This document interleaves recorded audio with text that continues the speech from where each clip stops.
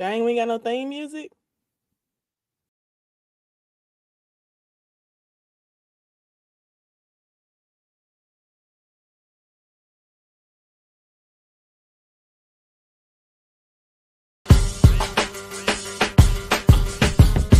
Remix.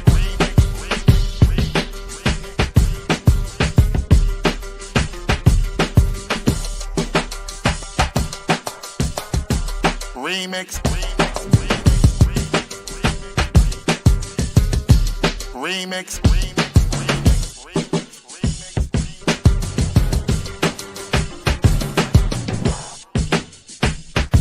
Remix. Remix. Remix. Remix. Remix.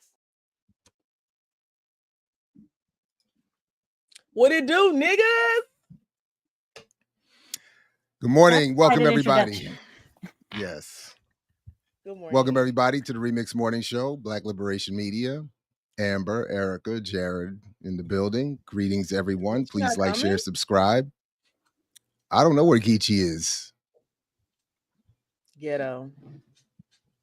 But we got, I like that we have this special appearance of Erica on the Friday Her hair edition. looks amazing. You know, it's giving like that 70s vibe when like your hair had all this volume when everybody had big bangs.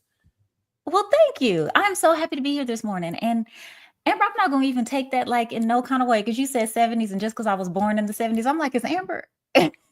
Oh Is no, she? I actually was like obsessed with 70s style, like in middle school and high school, and like literally I used to have flat iron hair, and I used to make my hair so big because I was so into like the 70s style. I don't know.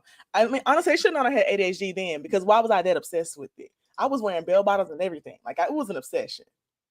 And you know what I'm obsessed with? I'm obsessed with you, Amber, because I'm a fan. I watch the show. I can't come in the mornings because I'm usually at the gym, got to take the kids and all that kind of stuff. But I love the energy you bring. So I'm happy to meet you. It's so nice to meet you too, Erica. Although I love your run sheet work, I feel like I've gotten to know you through that very in-depth detail run sheet.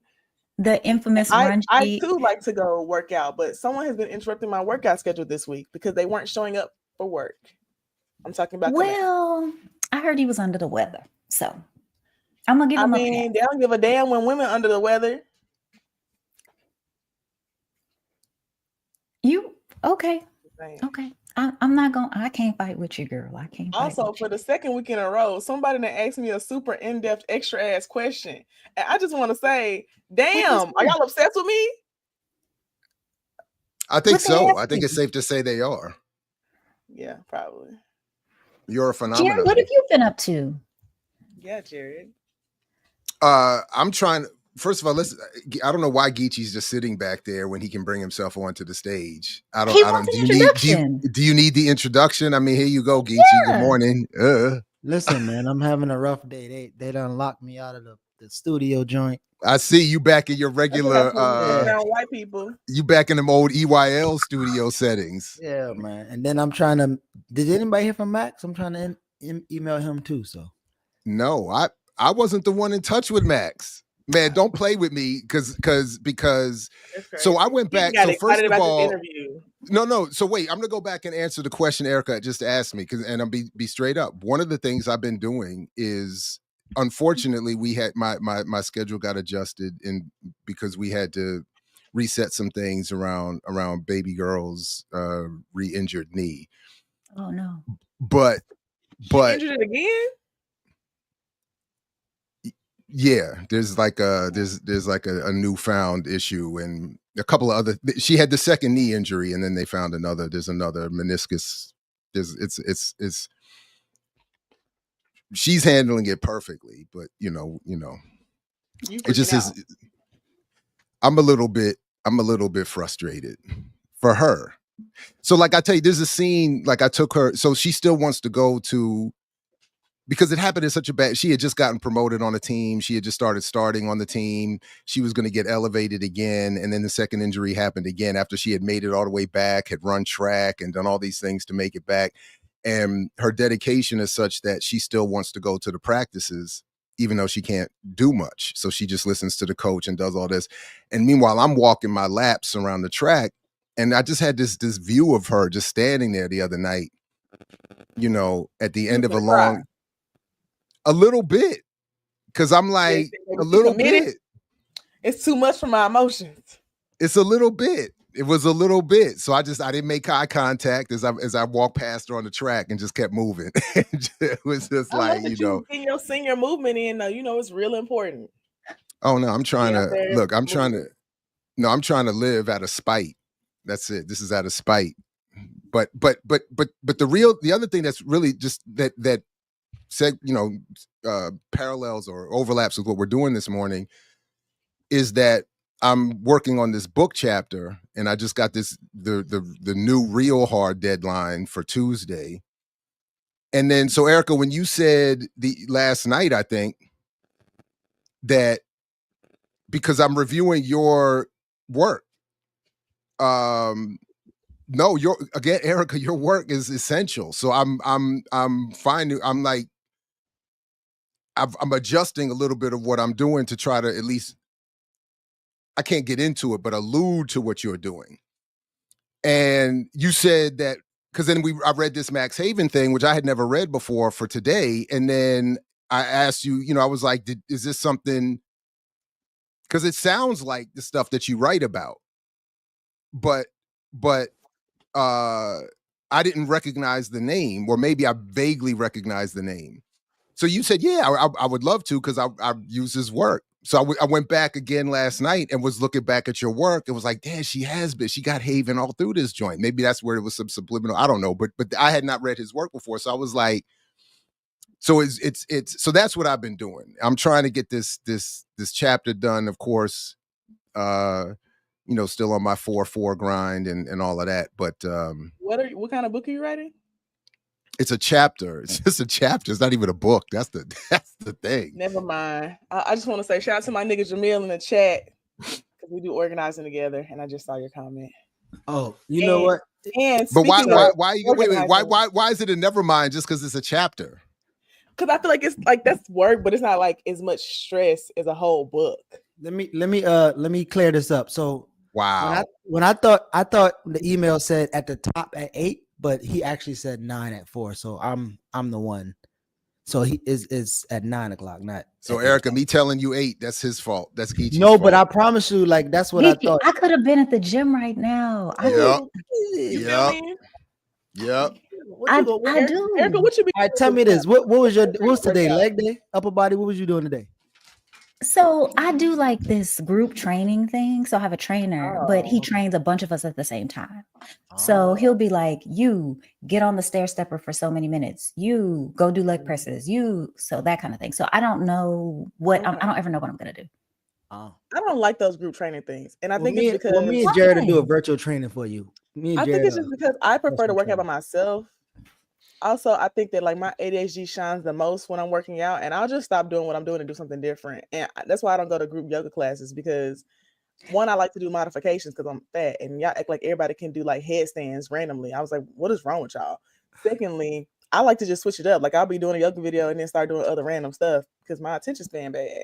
Like, I don't know. I just be like, but Amber, I thought you was on the medicine though. The medicine don't help you to focus.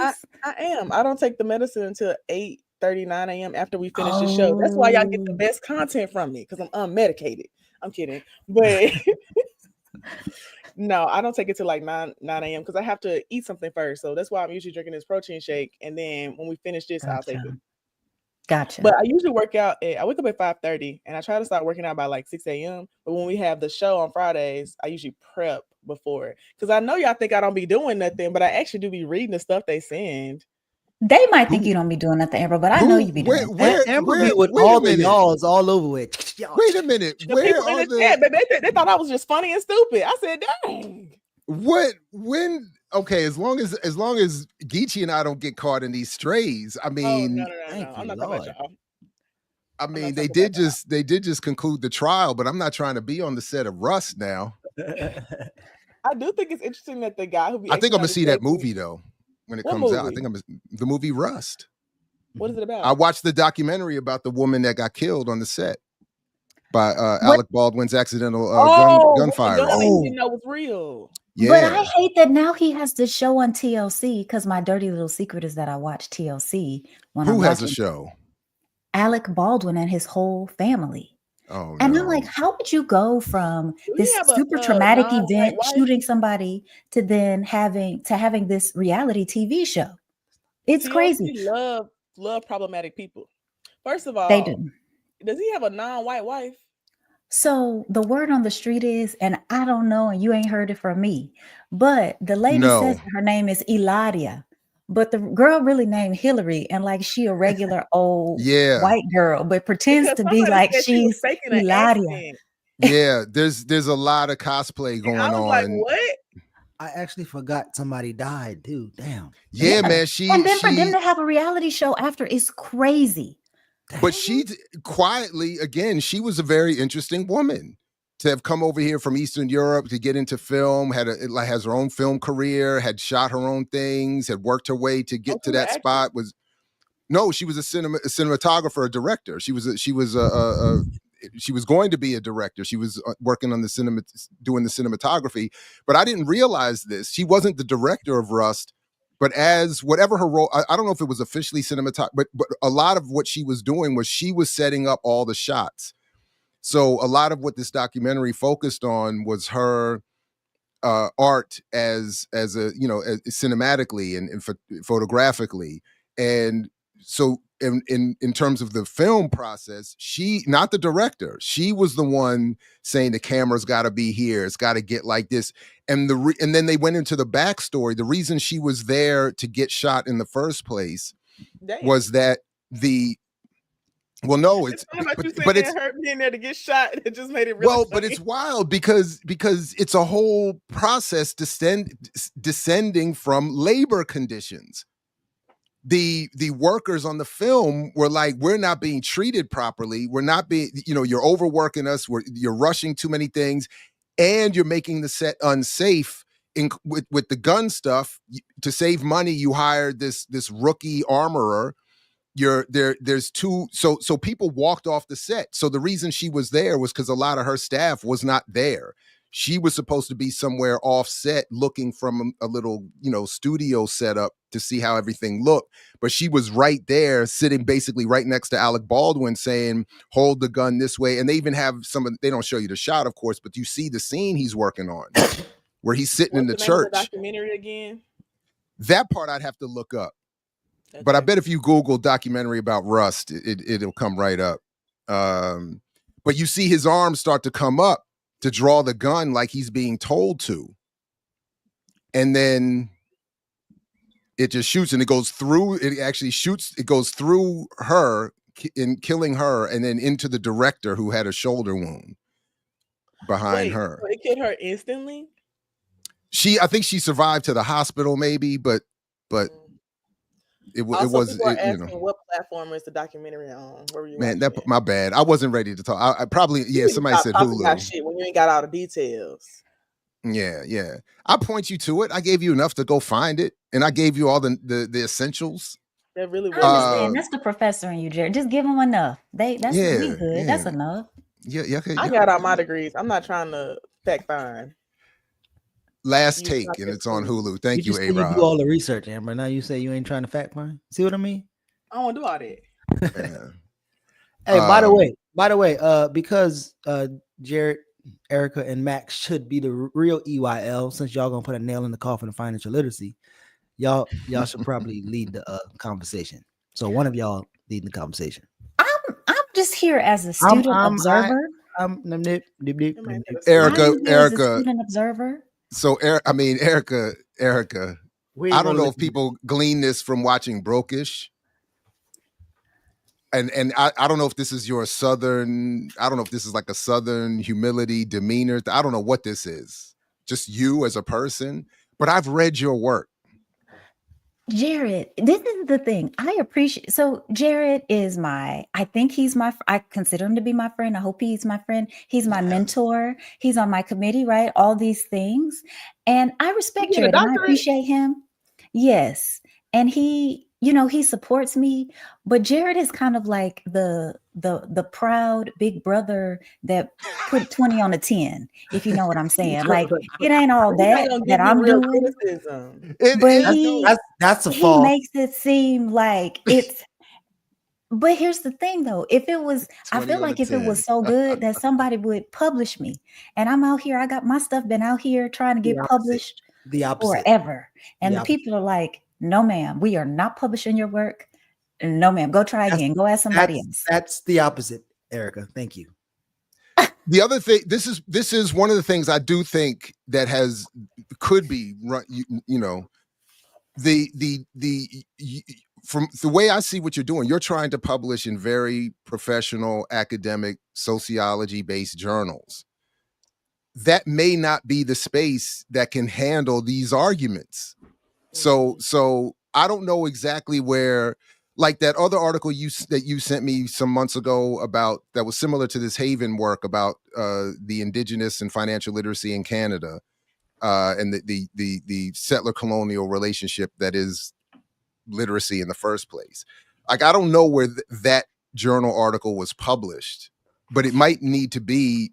And I don't know I don't know if I'm being fair here, but you may need to find like some of the other critical academic journals or off kilter, still very highly rated, but off kilter journal. Because I think it's a field issue at this point. Like a lot of people, we're just going over McLuhan in my media studies class, and Marshall McLuhan, even in the context as a elite white Eurocentric male, still ran into problems in his career because he was trying to be interdisciplinary in a way that people defending their disciplines couldn't tolerate.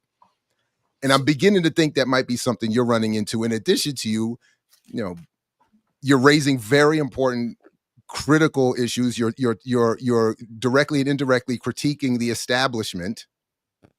And if I may be fair, state the obvious, as a Black woman, that's just another additional hurdle or set of hurdles. So, and question, but lastly, so I'm sorry, very lastly, I am one of the few people who might be very well situated to fully understand and appreciate what you're doing. That's the other thing. Like some of the folks reading your work, you're introducing them to something and they're looking for something that is not in there and judging you unfairly. But there's zero reason for the response. And maybe I'm putting 20 on a 10, but I feel like I'm maybe putting 20 on a 19. If it's not, I'm not doing that much. Well, I appreciate that. And I appreciate you. But this is what I want to know. Are y'all going to... It's hard to get stuff published because I've also done that too. And I know me and Kamal were talking to Hammer and Hope one time. So they might be good to reach out to. They have really good stuff. I do like Hammer and Hope. Yeah, but I do think it's harder to get like stuff published as a Black woman specifically. Because like when I was in college, people was getting shit published and like all the little sociology and like political stuff, and I'd be like, it's the reason why y'all not accepting my stuff because it's really good. Erica, what was you about to say? You about to say something? Oh, I was gonna be like, I was sending you the information, Geechee, about the, what do they call it? The Good Soil Forum here in Dallas, where we're gonna have folks like John Hope Bryant. We're gonna have Oprah. We're gonna have lots of, the country's top thought leaders. Wall Street Trapper. Are you going to this one, Erica? What is Wall Street Trapper? No, unless y'all want to go, I ain't going. Last time I've been in a space like that with Erica. Amber, if you don't know who Wall Street Trapper is, that's why you broke. That's why you broke, Amber. The last time Erica which is crazy because this is probably my biggest earning year, and we only in the first quarter. Oh wait, did you all miss this? Ear Doctor this is what you need to do, Erica.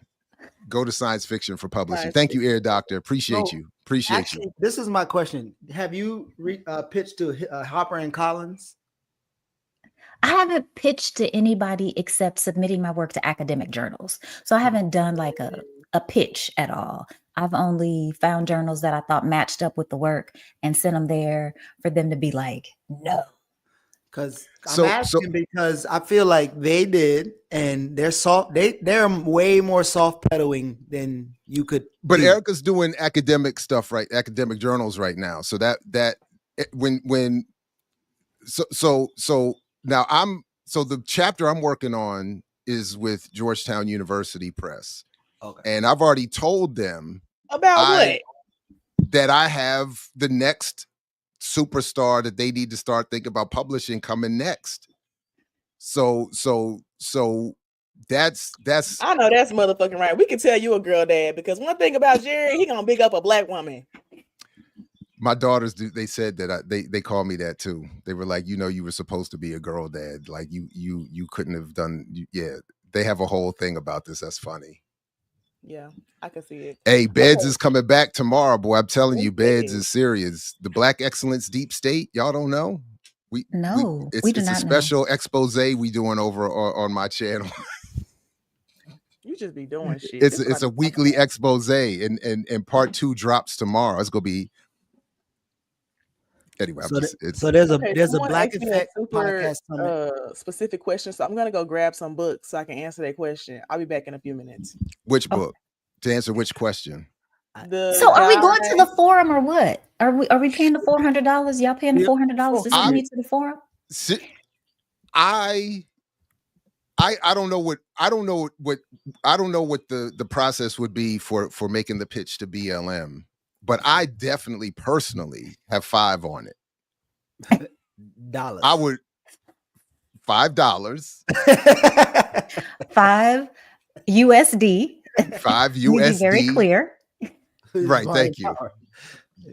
What about the Black Effect Podcast Summit that's happening in Atlanta?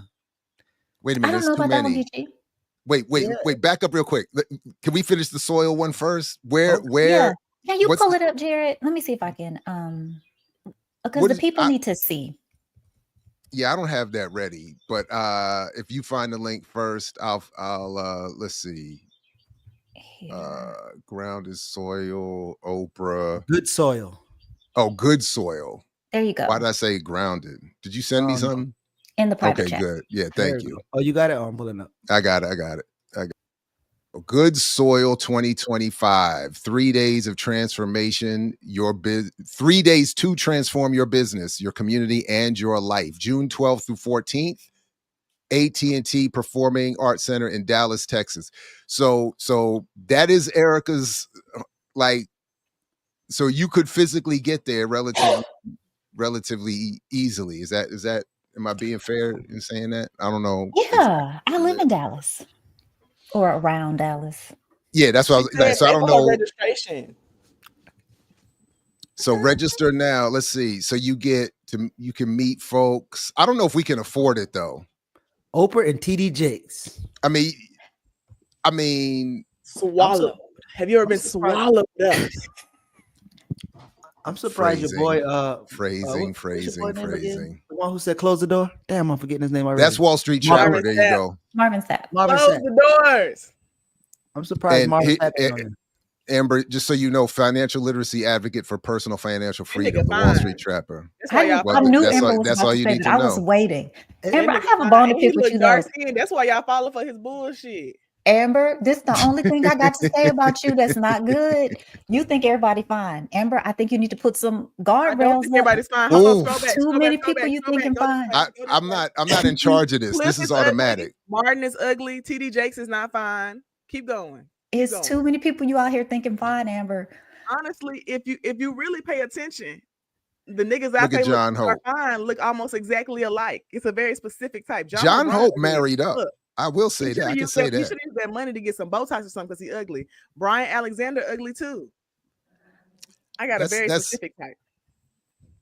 Let's see. So okay, hood nigga type. You know.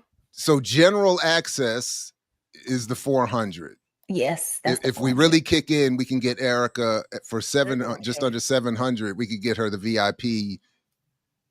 I'd like to see. I think we should start. I think we should get the Kamau fundraising thing together, and let's raise Erica $7,000 so she can go to the Legacy Circle and get $7,000 executive platinum access luxury I actually 5-star tell Erica how to accommodations. scam the scammers already, so she don't need all that money. She I've right. learned how Yeah, to scam. Geechee told me how to get to the front of the line, to sit in the VIP Oh. when you're not a VIP. He taught me how to do that. I do Yeah, the same shit. It's actually very easy. scamming the It scammers is, but really- I didn't know, Amber. I didn't know. But I've will been it get you following those you. luxury hotels though? No, The we don't first need time the I went to hotels. Essence Fest, I ended up in the VIP with all the celebrities and I did nothing. I literally just walked in the venue and the guy said, "You got floor seats, walk that way." And I walked that way and I went to the arrow where the guy pointed and I was literally in VIP with fucking, what's the name of that dark skinned actor that became a Kappa? I don't know, but you think he's fine and are willing to follow him That anywhere. nigga fine. He got a light skinned wife, and I feel like he a little colorist. So Oh. yeah, he lost me there, but he fine. He went to Howard. He like had one of Howard's favorite people to bring out for homecoming. But to answer Nkrumah's question, he said, or they said, I don't know what pronouns they use. Peace, y'all. Question for Amber: which texts, documentaries, scholars, revolutionaries, or theories were seminal in your political development? I would say one to start off, Dr. Polly Murray. I fuck with her real tough. And honestly, we're real similar. You know, like I don't really, you know, I kind of am a tomboy, kind of not. You know, I kind of be toting the line a little bit. You know, is she a lesbian? Is she not? You never really know. You know, and that's why I like Dr. Polly Murray. And her political analysis was like top notch. And she's one of the main reasons why I don't let people fuck with my intellectual property, because she was writing all them arguments that were being argued in the Supreme Court, and people was acting like they didn't want to put no respect on her name, and I ain't like that. But she was a very good legal mind. Now I'm not into the whole preacher thing. She lost me there. But other than that, you know, her like policy focus, her political focus, I was really into that. Next, I would say No More Police by Miriam Kaba and Andrea Ritchie. Now I don't fucking like Andrea Ritchie no more, but I do fuck with this book. Also, A Black Woman's History of the United States. Really like that one. Who wrote that? It's written by Dana Ramey Berry and Callie Nicole Gross. Oh, all right, right on. And We Will Shoot Back, an armed resistance of the Mississippi Freedom Movement. I actually really love studying the Mississippi Freedom Movement. I feel like, one, because I'm in Tennessee, so I'm close to Mississippi, but two, I'm all for the rebellion politics. You know, like, are you going to be at the conference? Which conference? In that Geechee is single-handedly organizing in Indianapolis? Yeah, you know, they said I was going to be on a panel or something, but nobody said anything to me. So because, well, I just know I'm asking because Baba Ack is on the cover of the flyer. Yeah, what's his name? My friend Devin, who lives in Mississippi. Umoja. He's a new African revolutionary nigga, and Devin told me he was going to be there. And he'll tell you all about the new Africanness. Devin said somebody from this fucking show was snitching and asking about my stances on new African revolutionaries. And he was like, "Oh yeah, I know Amber." And he's the one who I talked to it with. Like, so I understand like the whole ideology. Snitching. I just don't fully agree. And every time I have a question, I ask Devin, and he explains it. It didn't change my mind. I just wanted to know. Okay, next up, I would say. Wait, go back. You said somebody on this show was snitching doing what now? Somebody was telling Devin, because you know the new African revolutionary niggas, it's a small group. Now, Who is Devin? Devin, I don't know if y'all know him. Do you know Devin? So how are we snitching to Devin if we don't know him? Show, and that's what I mean. Not you guys. Somebody in the chat. I'm like, who the fuck is Devin? Yeah, someone who watches the show was telling Devin about what I said. And he was like, "That's funny because I know her." Because Devin is the person who told me all the stuff. Like, I asked them the question. Shout out to Devin. I don't know this nigga, but all right. Devin, my nigga. Now I will say, Devin the dude. That salute to Devin the dude. He explains things very well. And my doobie ashtray. My cousin Devin who live in Dunwoody. We're not talking about Musa. We talking about Musa. No. Musa's not Devin. That's why I wouldn't be calling Devin. Musa Devin is a short, dark-skinned black nigga in Mississippi, and he don't play. It's almost the exact opposite of Musa. Damn. Actually, yeah.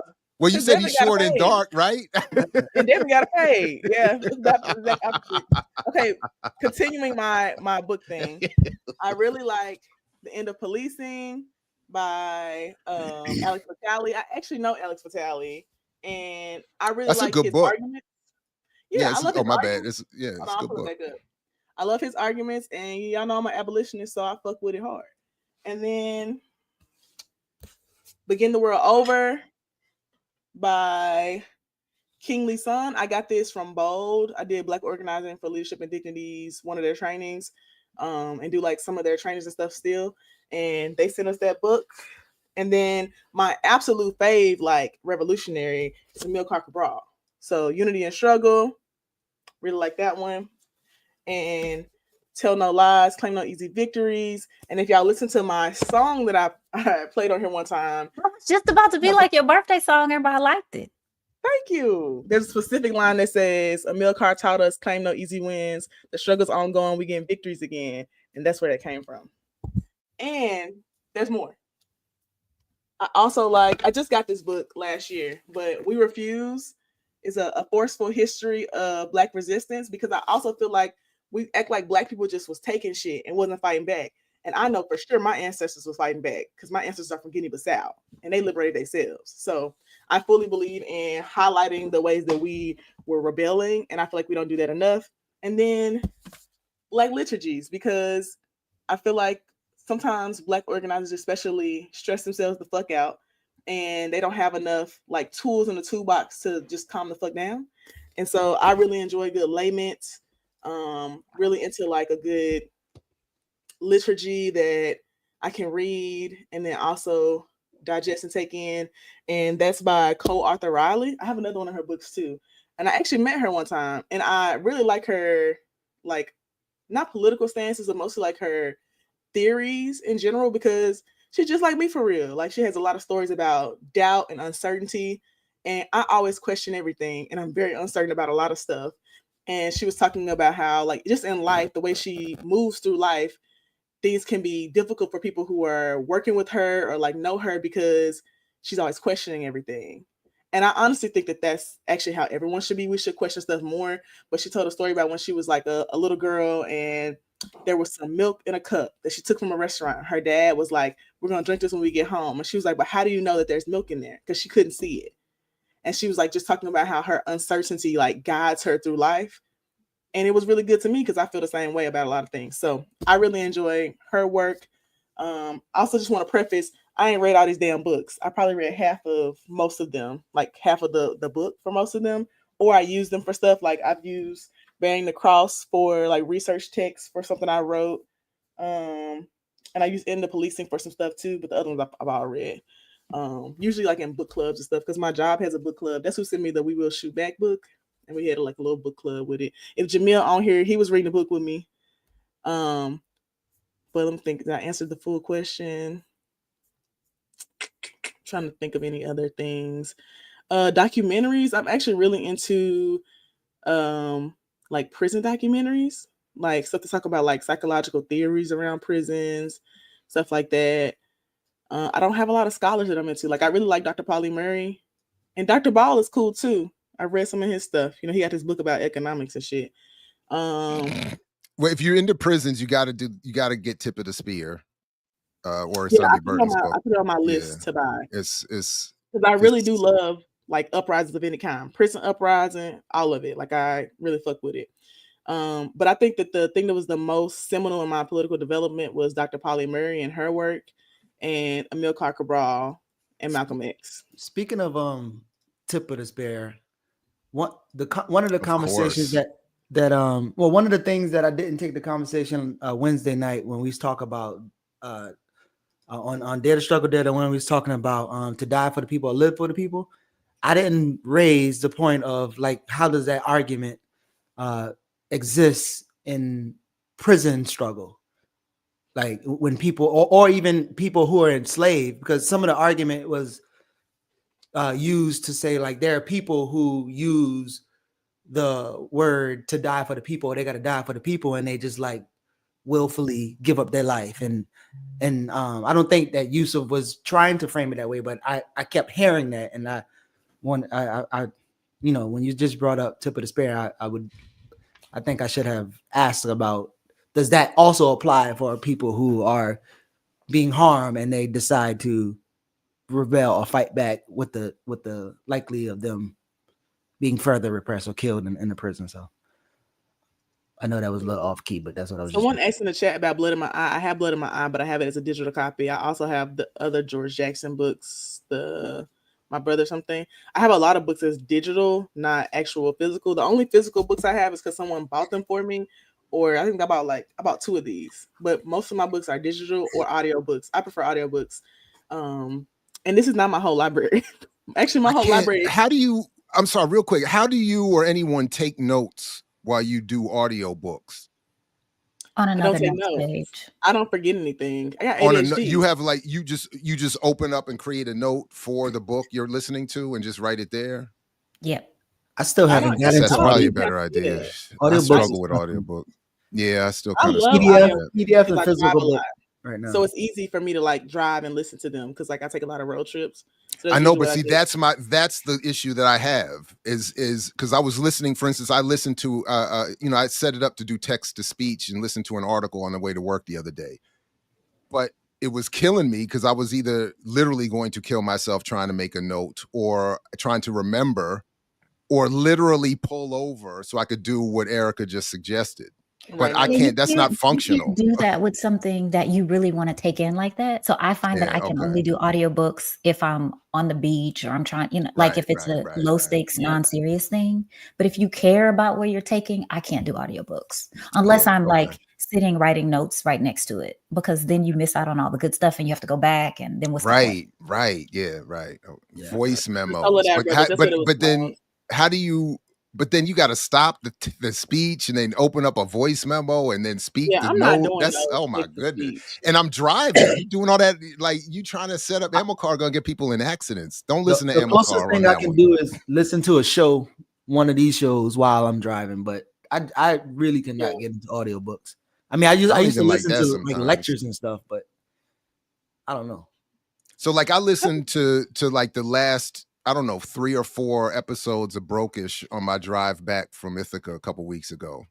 Period.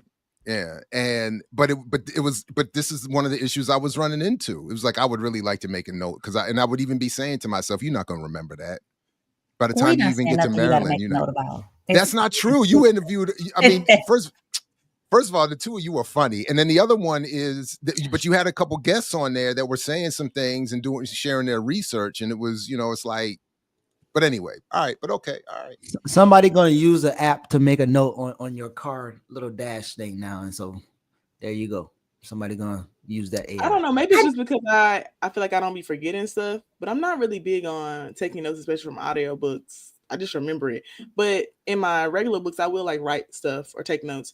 I think because I like did a lot of political study. We had to like brief a lot of cases and stuff. So I'm used to like writing in the margins on books. I do just want to say for this Van Dam person, because I've seen you comment this like a few times on different episodes. I don't work for the Democratic Party. I don't know why you think that. I don't know if it's because I like mentioned working there before, but my job is not at the Democratic Party and I don't write policy for them. I write policy for niggas, for black people in Memphis. Go ahead, Amber. That was it. Not Amber. I'm sorry. Erica, I always call you Amber. I'm sorry. Well, and it doesn't help. You be calling Erica Amber? That's so crazy. It doesn't help that on the platform we got a different Amber and a different Erica. Like it's just a lot of that's why I'm calling you that. Going on. But go ahead, Erica. You was about to say something. I don't remember what I was about to say. So Amber said she says she don't forget nothing, and I'm perimenopausing, so I forget everything. Okay. Ooh, that sounds like and I just really feel like we don't be talking about what women really be going through because perimenopause is a lot. And I know they be giving, like when you have a lot of symptoms and stuff, they can give you medicine to help them, but it doesn't fully relieve it. And I was like, and it's got crazy side. Some of them got some all these side effects that checks and balances, man. It's like, what you gonna do? I'm desperate that my friends told me that Oprah just had a special on menopause and perimenopause. And I'm like, y'all gonna make me watch Oprah. That's how desperate I am to get help for what's going on. Is y'all sending me to Oprah? But I might have to just do it. Hey, I just want you to I want you to know they're doing all kinds of crazy shit in the chat about what you can do instead of killing yourself. And I agree with the person who said buy a recorder. Get you a little recorder and start recording notes. Now I would have 2 devices, another device. Nah, man. Nah. That don't work for me. Recorders it is little. For me. Like, I don't want a whole other device. we got these multi-million-dollar phones that cost everything and do everything. I don't want yet another thing to carry, but it's all right. It's I just okay. think it's I'll crazy how figure Ear it out. Doctor is so deep in the chat, but said he can't work on Fridays.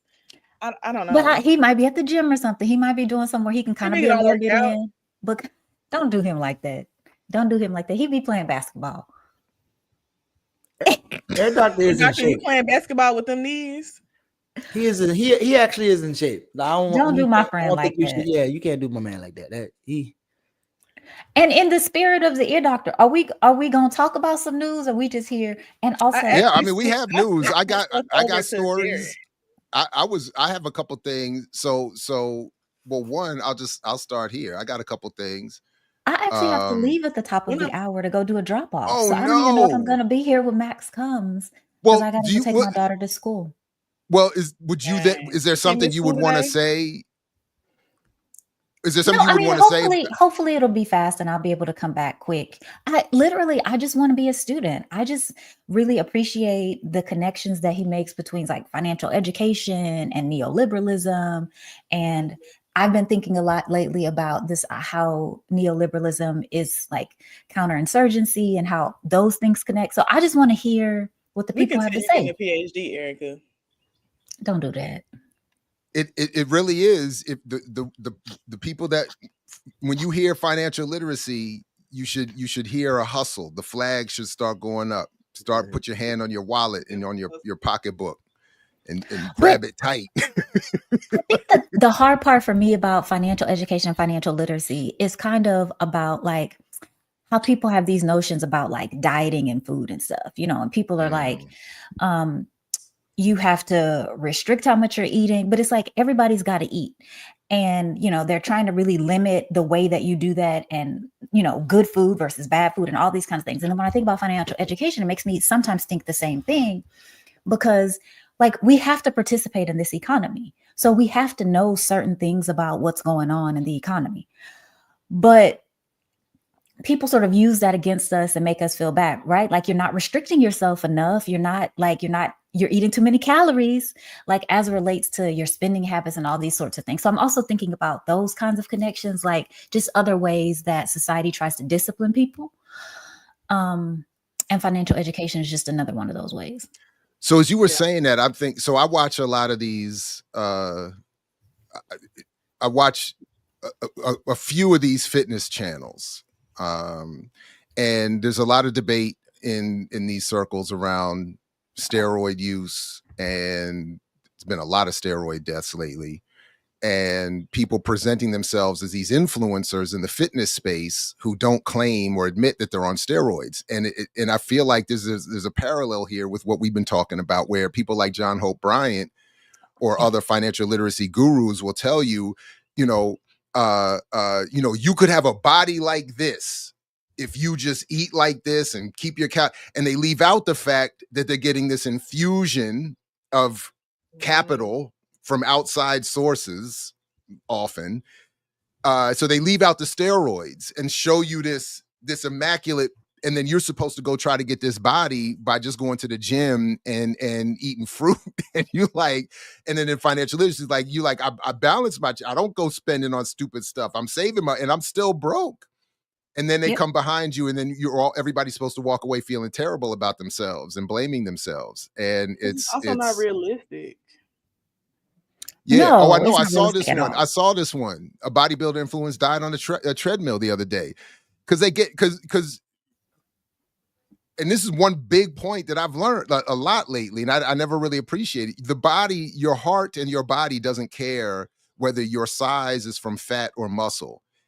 If you are big, your heart is working too hard. So if you are big and filled with muscle that you got from all this steroid use, and then because you're on steroids, you don't hear your body telling you, I can't keep going, because you still have all this energy and strength, and you're recovering, and you're not sore, and you're ready to go. And meanwhile, internally, your joints are collapsing, your muscles are your other parts of your body, and your heart is doing too much. So yeah, people are falling out on treadmills. They're like in their 30s, barely 40 years old. They got like single digit body fat, and they're shredded, but their heart is like, this don't work. This isn't. So, but then And the they other be part of looking it is, weird with their veins popped out and yeah, shit. And I some be of like, it is, yeah, that I don't look don't, yeah. good. But that's the thing. And then but they're targeting, much like the financial literacy, they're targeting an audience that is desperate.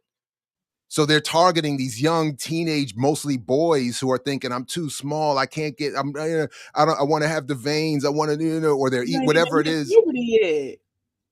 That's the thing. And that's the other part. Teenagers are taking steroids even earlier. And then the financial thing is they're taking this financial literacy steroid or version earlier. And that's why you have so many of these younger influencers and younger folks coming up behind these older generations, saying all we have to do is that's the next thing. That's and, what we got to write, Jerry. We got to write about the fitness and the nutrition and the parallels to financial education, really financial literacy. I sent you some articles to talk about Dr. Ball, but real quick, I got one real quick that I just want to do real quick. Go ahead. Yeah. Oh yeah, do yours first. But I was gonna say, I was watching TikTok this morning, and that's something I get so annoyed with, because all they do is advertise waist trainers and like diets and working out, and I'd be like, I want to see the dance videos again. I don't know, and I have to keep like reporting it as not interested and like blocking people so I can stop showing me stupid shit I don't care about, because I don't want to do that. Like, even and then they'll specifically show me the videos with like plus size women struggling to get into these waist trainers. I said, why the fuck would you want to restrict your circulation like that? For what? Like, what's the point? And also, I don't care. And I'm just trying to figure out how I got on that side of TikTok. And I don't think it's me. I think it's the ass. But I'm trying to figure out how I got over there, because I was watching people do country dances at trail rides and TikTok dances. Right now I'm into that dangerous song, that I can be dangerous. I don't know that one, Amber. It's some white man. I don't even know who he is, but the song is catchy. Very catchy. So speaking of catchy white men with or white men with catchy slogans, I just wanted, my note to myself on this was duh. Senate rejects Bernie Sanders' efforts to block Israeli weapons sale as war on Gaza widens. And I only really brought this up, that's what I'm saying, Amber, I could do this quickly, is that this story just pisses me off, not from the perspective of that the vote would have been rejected, but that Bernie Sanders would keep getting points for himself off of promoting himself as someone trying to advance a politics he cannot advance in this current structure, and that he himself capitulates to at every key moment. So it bothers me that for decades he can get points for, yes, it's great, you called for blocking funding for Israel based on the genocide, great, but when it comes to challenging the party that you run with and work with to do these things, you don't do it. So then you come back now after how many people are already dead and try to get some more points. So that was it from me. I just was like, duh. Of course they said no, duh. And your president would have said no too. If Kamala was here, they'd have said no too. So anyway, yeah, that was it. That's all I had. That's what I was saying. Bernie Sanders. I've been over him for a while. He's really fucking annoying. And like, y'all talk about Cory Booker performing ass. This nigga performing every day. He don't even like black people like that. Yeah, I don't know how he feels about black people. I really don't. He was but the shit. Damn, Geechee, did you go have a meal? Oh wow. Just left us. And anyways, Amber, where did you send me these stories? You didn't give me no mic time. I didn't even get some tea. I emailed them to you, but I do have some dating life tea. So let me go. I'm going again. This is the only reason I showed up. The email. This is the only reason I came today. I just want y'all to know. First of all, one of the niggas I talked to who live up north said that Tennessee, well, Memphis specifically, isn't in the South. So we was beefing yesterday. Because what do you mean? Has he ever been? He's never been to Memphis, but he's been to like Chicago and somewhere else. So I was like, Chicago really isn't the South either. But I had to pull up the fucking map of the United States and like show him how. He was like, North Carolina, that's the South. I said, North Carolina is next to Tennessee. And it trends up. So it actually goes up more. And it's North Carolina. So we had a whole conversation about that. Then he wouldn't let go of this catfishing conversation because Last week I was like, oh, you should FaceTime me. He was like, okay. And then the next day he was like, my bad, I'm FaceTime you today. I was like, okay, cool. Like, it wasn't a big deal to me. He was like, did I pass the catfish test? I was like, I didn't think you were a catfish. I just like to FaceTime. What's wrong with that? And then he kept saying that for a few days. That was annoying. Then he said that I wasn't in the South. I said, ooh. Then he don't know what Rotel is. I said, oh, it's going downhill. Geisha don't know either from the look on his face. Eric, you know what Rotel is? You know, I make mean Rotel dip. What are you talking about? See? And he was like, oh, that sounds like an appetizer. I said, my God, it's a meal. It's a black meal. I don't know what to tell you. I don't know if it's a meal, Amber. Now you're taking it too definitely far. an appetizer. Rotel is not a meal. We eat it as a meal in Memphis. I don't know.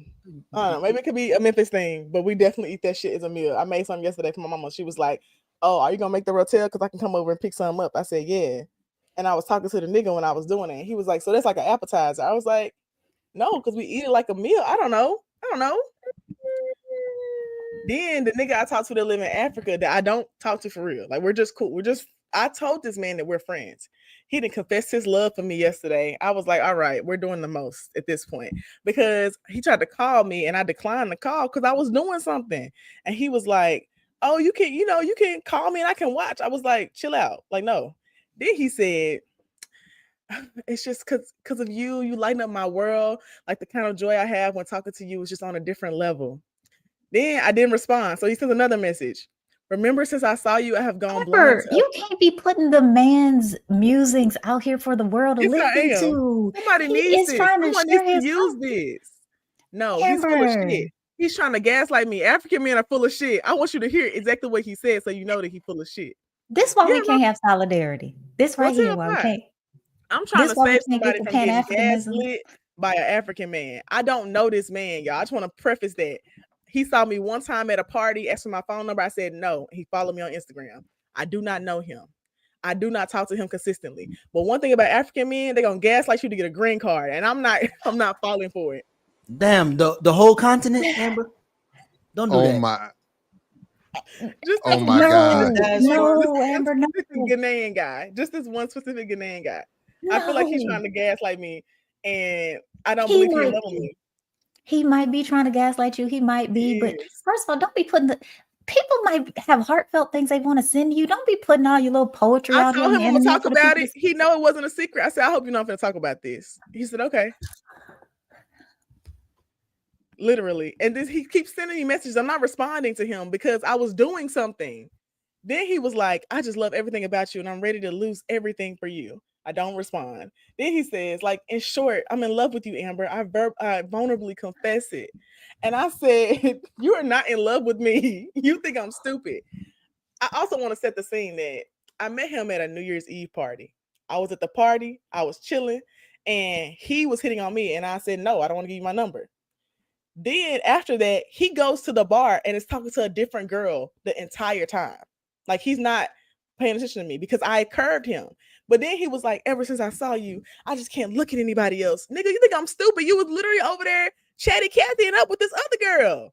Leave me alone. So wait, he's supposed to get rejected and go stand quietly in the corner? Yeah. If you're gonna say, remember, since I saw you, I have gone blind to other girls, like, you got all the desire I want, especially your brains. If you're gonna tell me that, then obviously you're not talking to anybody else. Because I'm all you can see, which is a lie. It's a lie. The Nile is a river. Your husband is gay. Like, it's a lie. That's what is happening? This shit is confusing because I thought you do date multiple people, and he could have just been talking about the financial literacy. I mean, I don't know. I'm confused. Amber, I did not get the email with the stories, by the way. Yeah. If I can though. The African men be trying to gaslight you. That's all I'm saying. That's my only point. We're not doing that, Amber. Yeah, Jerry, it says topics for the show today. I'm saying I don't have Let me be specific. The African man that's trying to talk to me. So Amber, my suggestion, Amber, would be to put them in the private chat. Put the links to the stories in the private chat because I don't see the email. It's 6 minutes till 9. Time check, just by the way. Okay. So if I can, let me just show. This was something else I wanted to I thought just quickly from Electronic Intifada, Yemeni forces battle U.S. aircraft carrier, which I thought was interesting. And I admit, because selfishly, he details. I know we don't have a lot of time to go through the whole thing, but he details the conflict in this region, and this is, you know, obviously the Red Sea and the Suez Canal and the aircraft carrier battle group that they're battling. And I admit it brought back obviously a lot of memories, you know, given that I was on an aircraft carrier that went in the Red Sea and at the time set a record for going back and forth to the Suez Canal. But what he shows here, he's talking about the carrier group that is fighting or is being withstood by Yemeni forces, and I just thought it was interesting because I'm not to what extent people pay attention or aware or care, but you know, a carrier never travels by itself; it's always in a group. And I was looking for the one graph that they put up, where every carrier has CVN 75. CVN signifies that it's a nuclear carrier. They all travel with a number of different ships that, you know, destroyers, fast frigates, etc., and including submarines, not pictured here, because the aircraft carrier is the most important thing in the arsenal because of all that they can do and its mobility. And these ships even are Navy? Yeah, sorry, this is the Navy, and these are instructed to even move in front of missiles. Like, I didn't say I liked it. I think it's interesting. And really what I'm saying is that when they talk about a carrier, because you often hear in the news, they're saying a carrier has moved into a region, or they might say a carrier group, but I don't know that people are always aware what that means. And a group means that they travel in, you know, again, a carrier is never by itself. And it's also signifying how much weaponry is being brought to bear on, in this case, Yemen. And they talk about the amount of damage that can be done in firing and attacking Yemen seemingly endlessly. So even as people who said that they supported Trump for various reasons, even people who are non-Trump supporters who said Trump was less warlike than even Biden, you know, here he is trying to catch up by maintaining these attacks on Yemen. But then the leader of the Yemeni armed forces here has also, you know, said that it's not going to be successful, that Yemen will resist and continue to fight back no matter what, and that all of the bombardment that the U.S. is throwing at them will not get them. So they're confident that they can withstand it. So I just thought Elmer's, I think, reporting is also is really always very interesting, and he knows a lot about military tactics. Yeah, Electronic Intifada, and so he's the one usually breaking down like the resistance forces in Palestine and showing the military footage and stuff like that. It's all very, very good. So, yeah. But I do believe I heard our guest pop up, so I wanted to quickly wrap that up. And okay. So there it is. I have one last comment. Dr. Ball, I know as a man, your typical like demeanor is to take up for men, but everybody in the chat is saying what I said, which was that nigga was trying to gaslight me. And West African men be trying to gaslight and love bomb you. And I'm just trying to protect the next person to not fall for it. So it wasn't a defense of men, it was a defense of Pan-Africanism. Mine was not a defense of men. Pan-Africans. I said no, but particularly West Africans. Okay. Niggas from Ghana and Nigeria, if we're gonna name countries. Just to clarify, that's the only ones I dated a Cameroonian guy too, but that's the only ones I dated, and they all do that. They be trying to love bomb you, and I don't be falling for it. And there's so much bias in the chat because I agree with Renee. When y'all be talking about Gen X shit that I don't care about, y'all be having a good time. But now that we talking about stuff y'all don't know about, everybody upset. Everybody wants some news. Man, be serious. But Max finna come on, so y'all can get some news. He's switching his devices, so slow balance. Down. While he switches devices, hopefully there isn't a tornado tonight, because I just want y'all to know that Geechee and Jared texted me yesterday. I'm thinking they finna check up on me, you know, see if I'm okay, because 3 tornadoes and touchdown in Memphis. These niggas talking about the show. I said, dang. Well, I figure if you can answer, know. but I can. But if you say you're ready to do the show, then I know you're all right. It's a Ding, win-win. ding, ding, ding, ding, ding, I ding, got ding, swept away. ding, ding, ding, ding, ding, ding, ding. It's flash flooding outside. Y'all ain't be like, Amber, you all Hey, right? Did the you float electricity away? went out in Howard County the other day. I didn't get it. Nobody was calling me, checking in on me. You just don't read, beloved. He read the text that you was okay. And by the way, I think it's funny when people show up wild late to the show and start complaining about what the show is or is not doing while having missed what the show already done did. I just think that's funny. But, I just throw that out there. It's not a lot of Africans in Memphis. The African men I'm talking to do not live here. I don't date anybody who lives in Memphis except for the one guy that I talked about that's poly. When I told y'all that I'm not poly, and y'all was like, why are you dating somebody that's poly? That's the only guy. The other ones live other places. Wait a minute, Amber. I thought you said you were poly. Now I'm confused because I thought you were on the poly train. I was for a brief period of time. I was really deep into my polyandry bag. I was like, I think I want like 3 husbands. And then I realized I don't like niggas. I just don't like men. So I stopped doing it. You know how they say like people who are related to men, are attracted to men, if they could not be attracted to them, they will be. That's me. Like if I could actually not be attracted to men, I would do it. I can understand that. That's my only disposition. And so I thought, I'm gonna just have a couple of them. That'll get me where I need to be. But no, I didn't like it. Born Liberated said exactly. Oh man, the anti-manness is crazy. I just think it's important to be honest. But no, Eric, I'm not doing the poly thing no more. He's just poly. But I think that people can date whoever they want. And if I decide to be in a committed relationship with somebody else, then I'll just stop talking to them. That's what dating is for the experience. Look, I appreciate your perspective because I think people you be out here doing your thing. And even if you get married and y'all decide in your marriage you want to do your thing, with other people, I just think as people make their own decisions and they're honest about it, I think it's all open and fair game. I love that. So let's be honest about the decision to transition to our guest, who is I think here and ready to go. And Erica, future Dr. Brown, thank you for joining us. Please come back if you can. Can you just leave my stuff on and I'll come back? Your kid off? Yeah. Can we do what? Can you just take me off and leave me in, and I'll just go and come back? Oh yeah. Nobody's kicking you out. Yeah. So everybody, we'll be right back with our guest right here on the Remix Morning Show. Don't go anywhere. Like, share, subscribe. Put this in your socials. Tell a friend to tell a friend, as the ear doctor says. We'll be back in just a second with Professor Max Haven.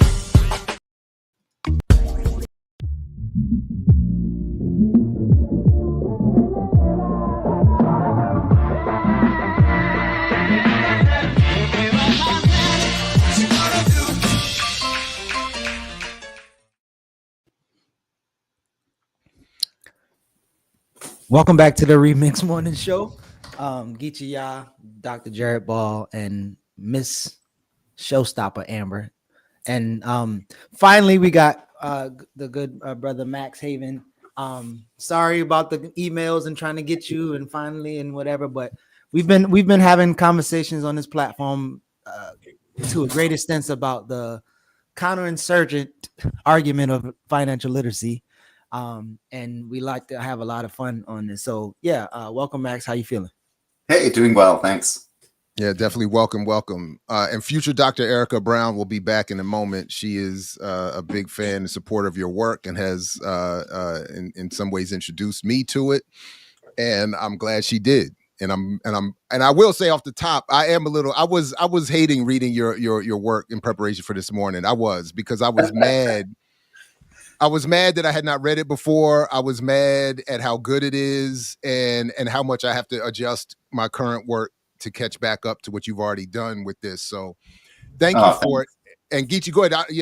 Go ahead. I just want to throw that in there real quick. So there's so many ways to start this, but so one of the biggest things that we have to combat is a lot of folks in the US, they are like, well, schools don't teach our kids entrepreneurship. They don't teach the financial literacy. And so it's just like we're doing something that the school don't teach, and now we're teaching it. And us on this platform is like, that still doesn't work. So if you can kind of lay out like your argument around how you see financial literacy used, not only in the US, but in other spaces.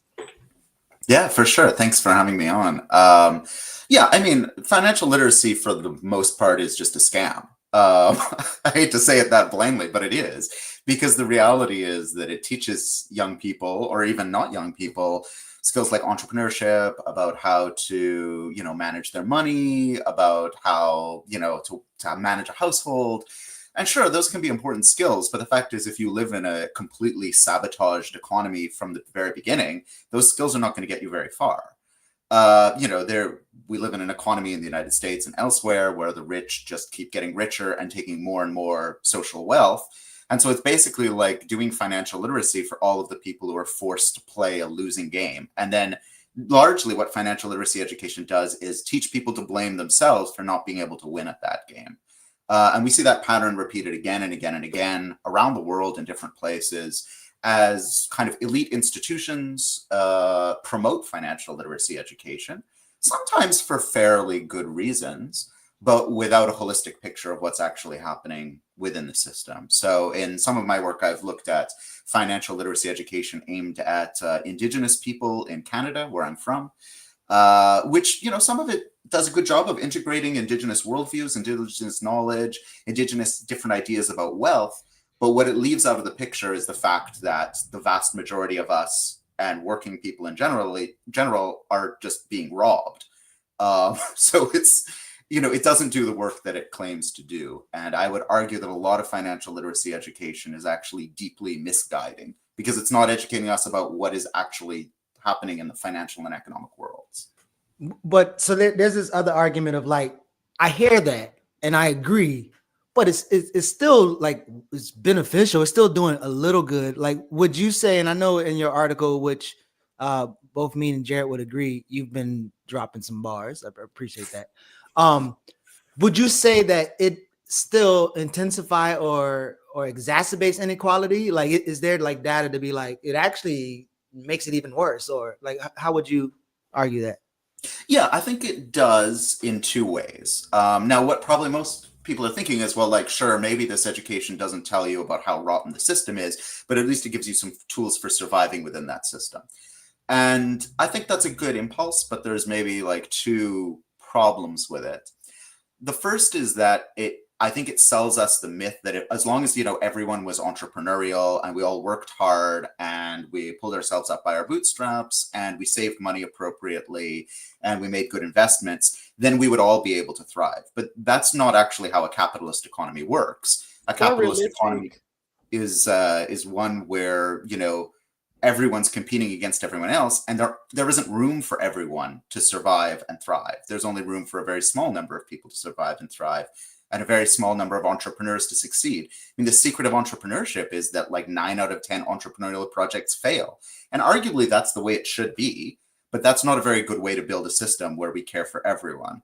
So this myth that, you can improve your financial literacy, and then if you do it enough, you'll succeed and thrive in this economy, I think that's very misguiding, even though some of the tools that they offer in financial literacy education are not so bad on a very personal level. But the second thing I think is often missing from financial literacy education is that for working people and poor people, the best means to economic survival is mutual aid and coming together to support one another. That's what's, has helped working people and people in general, humans in general, for untold generations. And what financial literacy offers instead is a very individualized mode of trying to survive and thrive in a capitalist economy.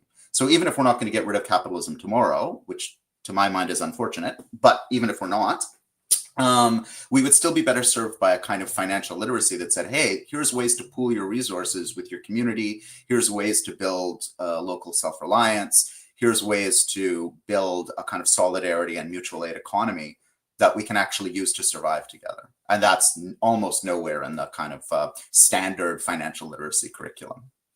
You're speaking my language, man. You're speaking my language, because I, for one, love solidarity economy and talk about it often. And also, as a person with ADHD, I understand that most people with ADHD are horrible at financial literacy or managing money. And my thought process has always been to not budget, but to just get more jobs, which is also toxic. But that's always my thought process when I am running out of money. I'm like, oh, I need to get another contract, or I need to do more work and get more money, not that I should spend less. So the stuff doesn't even work on us. Like the financial literacy language does not work. And it's always going to be a failure for me. But I do think the solidarity economy is a real option, and bargaining, like not bargaining, bartering. Like I barter like tinctures and stuff with people all the time. I got my hair braided one time and gave this girl some tinctures, or I got some hair products from one of my friends who makes like natural hair products, and I babysat her child. Like I feel like we don't talk about bartering as much, and I feel like that's a key tenet of solidarity economy too. Is like building that community that's able to do all those things. Absolutely. And I think it brings up another thing that the curriculums around financial literacy leave out, which is that like working people and poor people are extremely financially literate. They've like been surviving. There's lots of different ways that people know how to survive a capitalist economy that's hostile to them. And that knowledge that people have, that they've fought for, that they've built over their lives, that they've passed down intergenerationally, all of that knowledge just gets kind of thrown out the window and devalued by the standard financial literacy curriculum, which is basically trying to teach people how to achieve some sort of idealized middle class like notion of what it means to be successful. I also feel like the idea of middle class. Go ahead. No, go ahead. Oh, I was gonna say, I also feel like the idea or even the range of what middle class is has really been redefined over the last 5-6 years, because I've definitely made pretty okay money and still am not middle class. Like still very much considered lower towards the poor working class, because like the amount of money you make has also changed so much because of inflation, and there's no way for people to catch up, which is why I don't believe in financial literacy, because it's not a game you can catch up in or like start winning in. It's just always going to move the needle. So, but this is what and Max, for I know we've not, this is our first meeting, so forgive me for, but there's an aggression in your writing that I appreciate, that I want to put back on the table here, and I feel like you're even being too polite to your own work. So for instance, when you say that, this investigation is important because financial literacy education is one of the key means by which the financialized neoliberal order is normalized and legitimated, and by which the forms of structural and systemic power bound up in it based on colonialism, race, class, gender, and other vectors of oppression, exploitation are erased from the political and economic social imagination. Then later, you also fold in how this being based in colonization is then marketed. This is where I was starting to really self-hate and get upset. Is this financialism is marketed as part of a way of blaming the poor, blaming the colonized, and encouraging them into patterns of behavior that will never end this relationship. And it's so if we could, because I wanted to invite you to talk a little bit more about this hostility based in the colonial order that you're talking about. That and then there's more, because I think you're writing about initially using the experience of Indigenous people in Canada, but there are so many parallels between the Indigenous there and in this country, and between Black people in this country, and I would dare assume in Canada as well. But that where I'm just reading this and saying, man, this is just, now listen.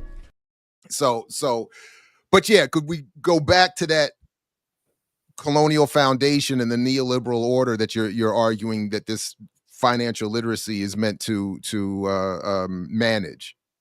Yeah, sure. Thanks for drawing that out of the piece. I'm really glad for the invitation. I mean, let's go back to history and just like point out that one of the ways that colonialism has worked, like its ideology has worked, is by saying that the colonized person or people need to be punished for not being enough like the colonizer. And because there's structural and systemic barriers for colonized people to become like the colonizer, setting aside the fact that maybe they don't want to be like the colonizer, but even if they did, there's barriers to that: systemic racism, interpersonal racism, you name it.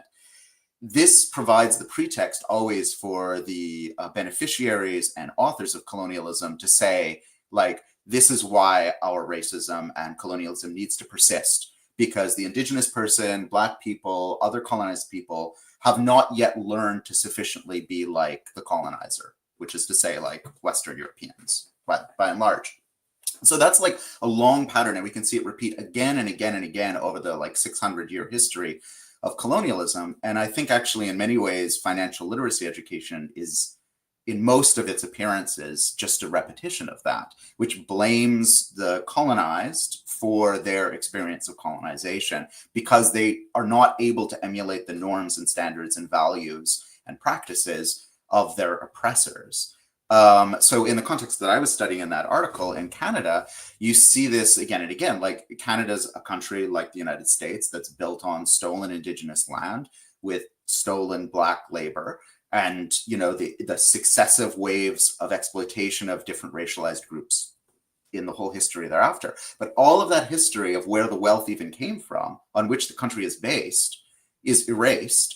And instead, we take as our starting point the fact that Indigenous people in Canada are, statistically speaking, vastly poorer than non-Indigenous Canadians.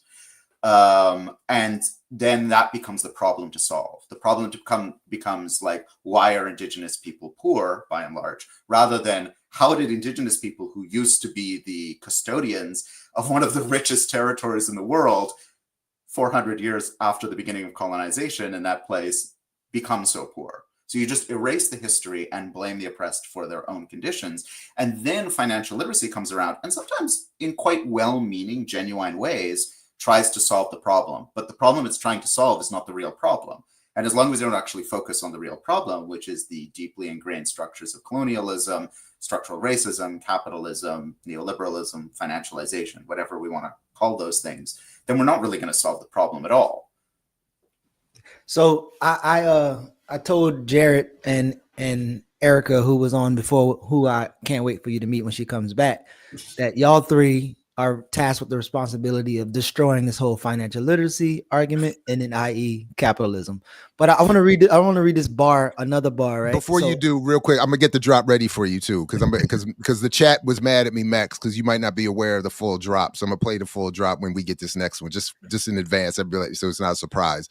But and I appreciate you, Geechee, including me. But having read now some of Max's work, seriously, and having read future Dr. Brown's forthcoming work, they've already done it. So the only thing left to do, and this is where I was borrowing from Professor Dave, that my job is to communicate the research at this point. Like I don't have to do any more. The work has been done, so we just have to communicate. So anyway, sorry about that. Please go ahead. I love when people gracefully accept defeat. That's what I'm talking about, Jared. There you go. But see, this is so Amber, I'm glad you said that. This is a problem that exists too much in this world. Mm-hmm. This is not a defeat of me. This is a victory for the community, for the people.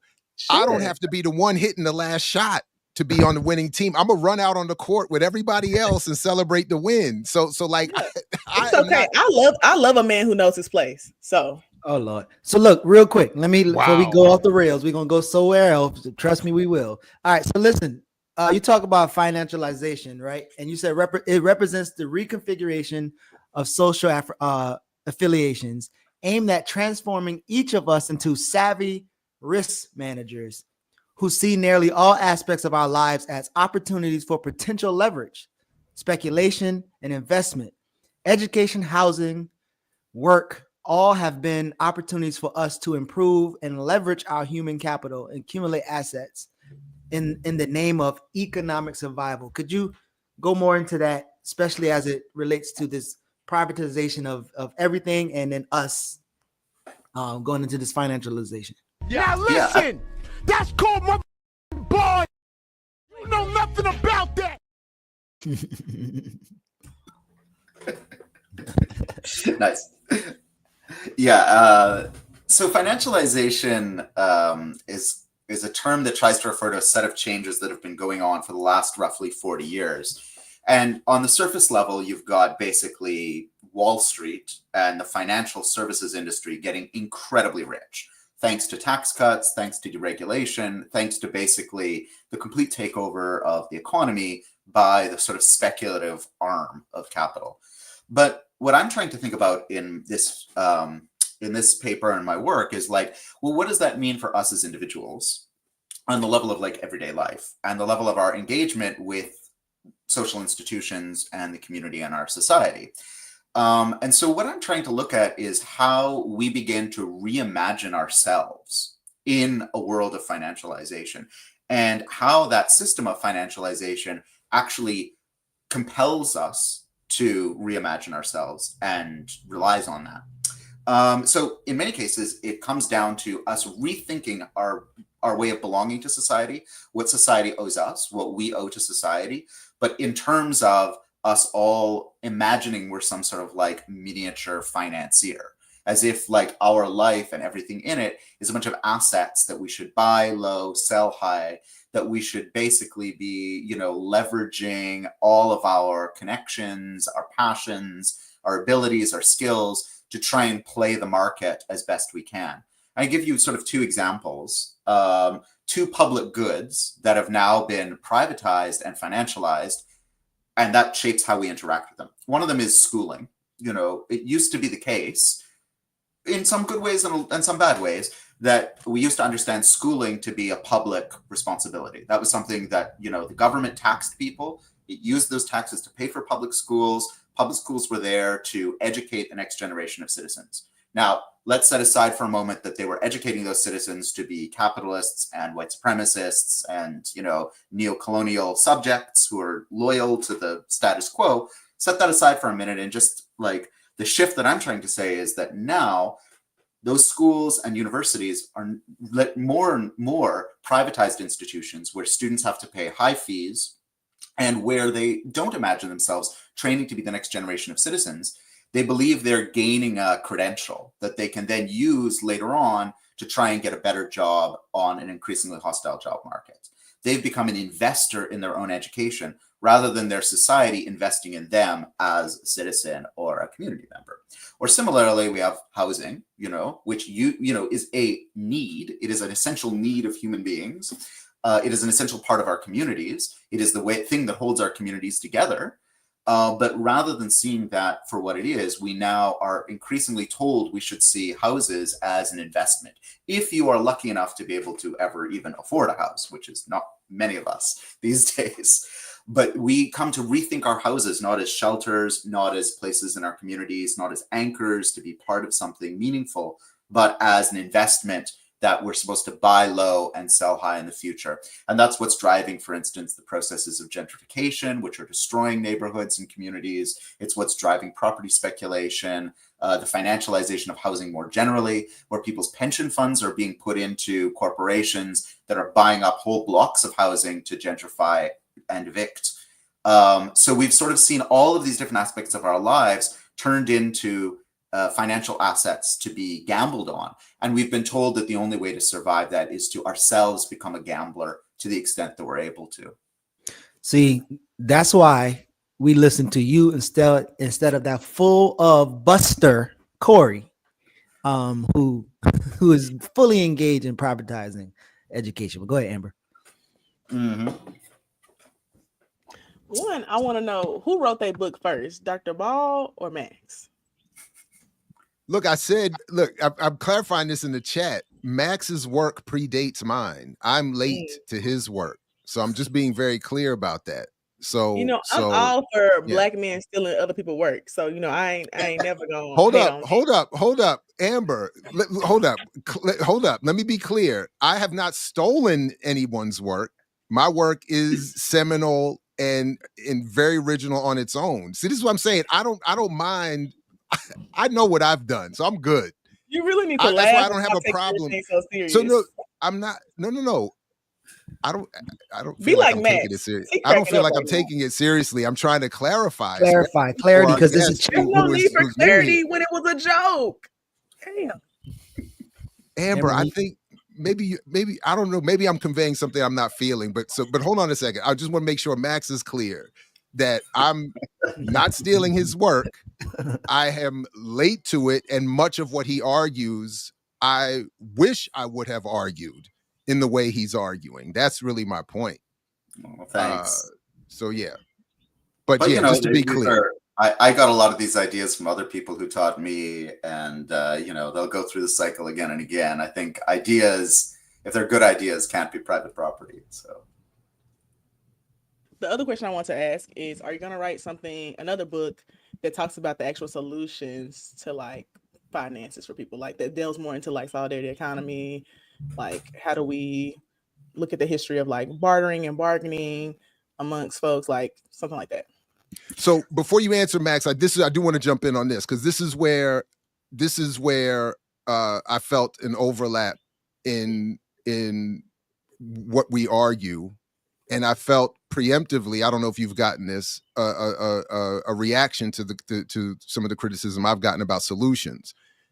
And when I read this article that we read for today, a lot of how you conclude it is talking about, as I interpret it, a need to get past some of this mythology around what financial literacy is and is not, so that we can open up our imagination, our radical dreaming capability to come up with these other solutions. And that one of the things that inhibits us from even getting to what Amber's talking about and thinking seriously about it is that we have these fantasies about what it means to be in this economy and what we can do and why we're in the positions we're in.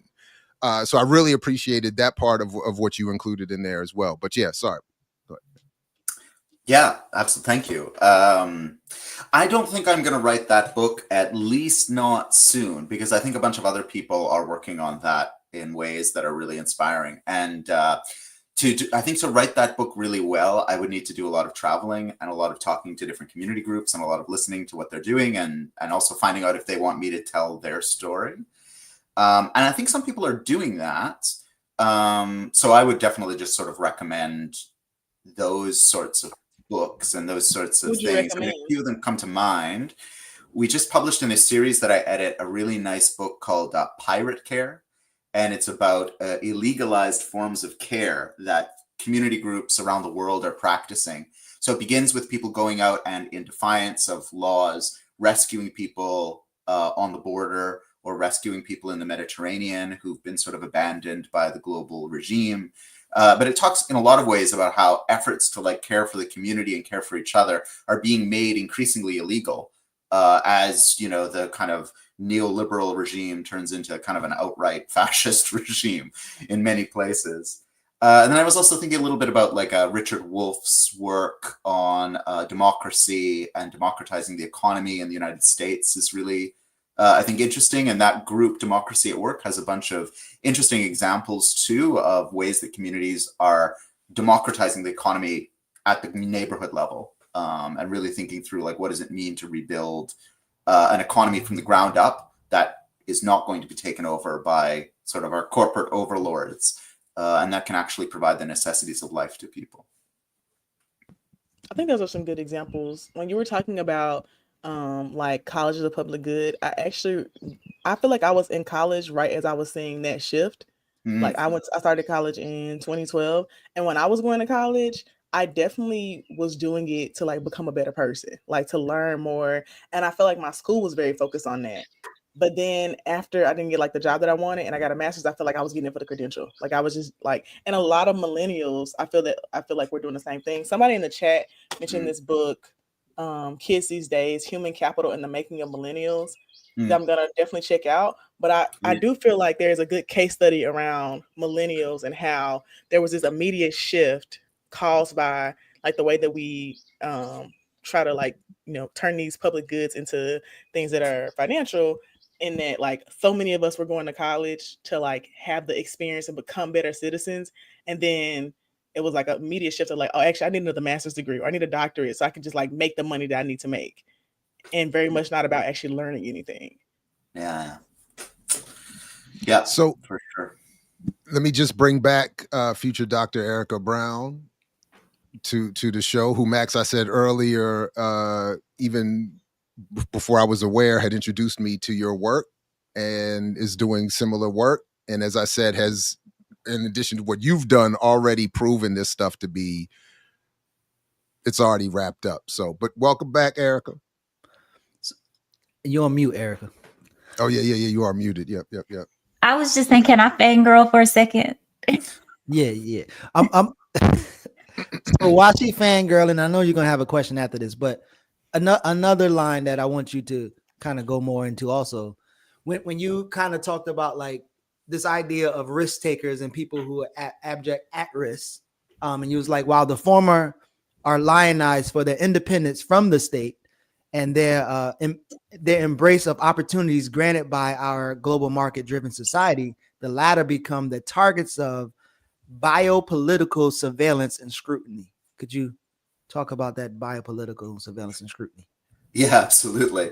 Yeah, and apologies to your listeners for the obtuse academic language at times. It's trying to get a lot of ideas across in a short period of time in that article. So, but no, thanks for the opportunity to spell it out. I mean, speaking of stealing ideas, I stole this idea of like the world of the at-risk and the risk takers from my late postdoc supervisor, whose name was Randy Martin. I worked at NYU. And the thing that he pointed out is that, you know, in this new capitalist society we live in since like the 1990s, which, you know, is exactly this, the period that the millennials came up in, we've seen this kind of shift where we're told that class no longer exists, where there's no more working class or ruling class, and everyone's just middle class. And of course, that's nonsense. I mean, actually, the working class is bigger than it's ever been, the rich are richer than it's ever been, and the middle class is smaller than it's been in, you know, decades. But we're told that there's no more class. And instead, what we're told, sort of by the voice of the system in a large way, is that everyone should just be responsible for managing the risks of their lives. So it's up to you to take whatever assets you have, whether that's money, housing, family wealth, or just like your own body and your ability to work. And you're supposed to find the most advantageous way to invest those assets for future return.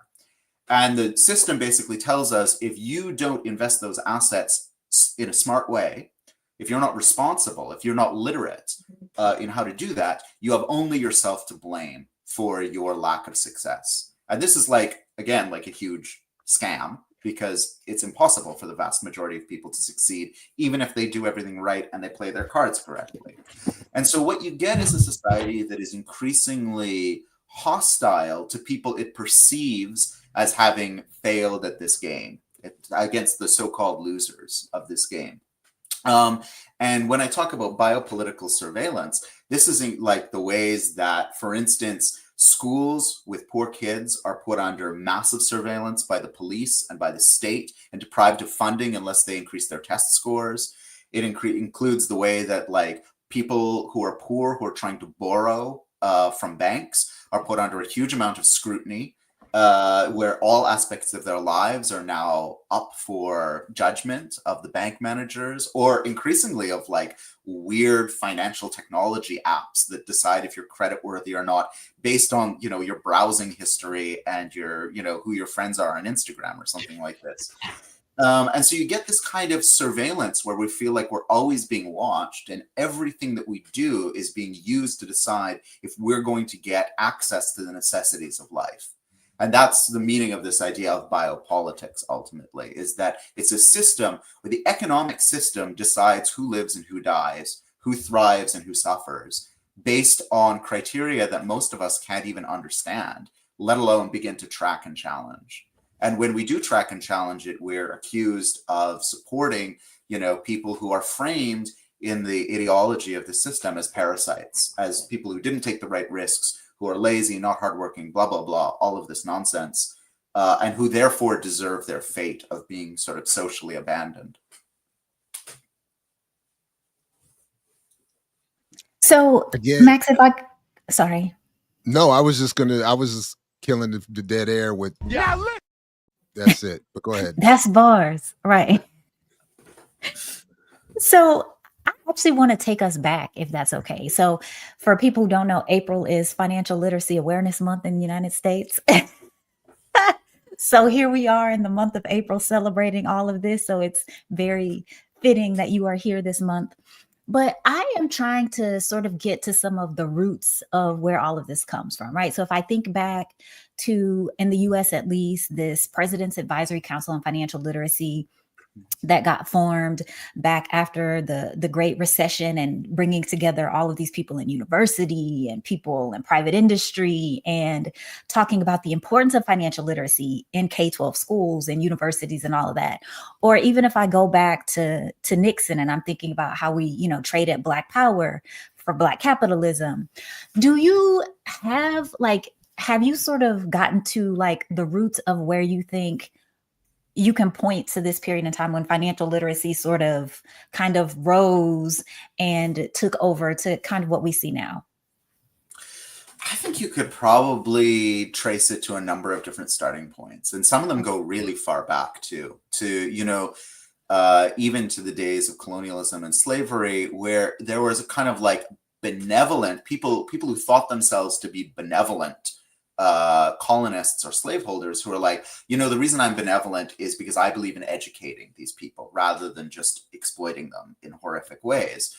And so you have a kind of, and this also happens, I'm in the UK right now in London. You also see it happen even in the heartland of the colonial empires, where, the ruling class, there's like a benevolent side of the ruling class that are like, no, we shouldn't just work all of these workers to death and deport them to the colonies. We should educate them.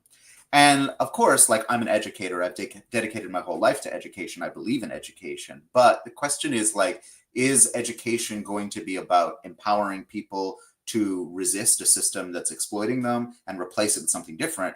Or is education going to be about teaching people how to survive and, reproduce that system? And I think the second is where a lot of this education goes historically and in the present. So more specifically, I think, yeah, you're exactly right. I think in the Nixon era, we begin to see all of these efforts to try and solve the problem, like the racial tensions that have been created by post-war capitalism in the United States through these educational initiatives, which is really trying to undermine the civil rights and Black power struggles of the time by saying that, no, you don't need to rebel and change the system. You just need to figure out how to teach young people, or even not young people, how to survive in the system. But then I think you're absolutely right. It's after the great financial crisis in the 2007, 2008, that this financial literacy education gets like a whole new lease on life, especially because I think at that time, there was a lot of enthusiasm that financial literacy education could be offered through apps on the internet, through large online courses, which would, save the people offering those courses a lot of money, and also place the responsibility back on the individual. So, if you want to make a claim for benefits, let's say, or you want to get a subsidy for housing, or you want to graduate from high school in a so-called at-risk neighborhood, you need to complete the automated financial literacy education.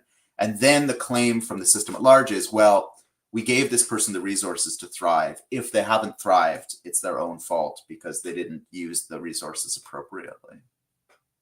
And it's so frustrating because I'm in the middle of doing data collection for my dissertation now. So I'm interviewing people, and my dissertation is focused on Black Americans. So I'm only talking to Black people for this, right?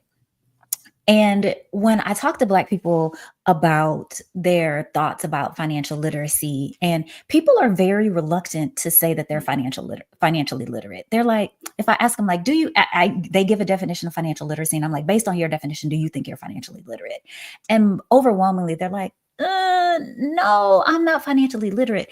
And the thing is, because I think people inherently understand that the financial system is complicated and it's convoluted, and it's like, there are all of these barriers in the way.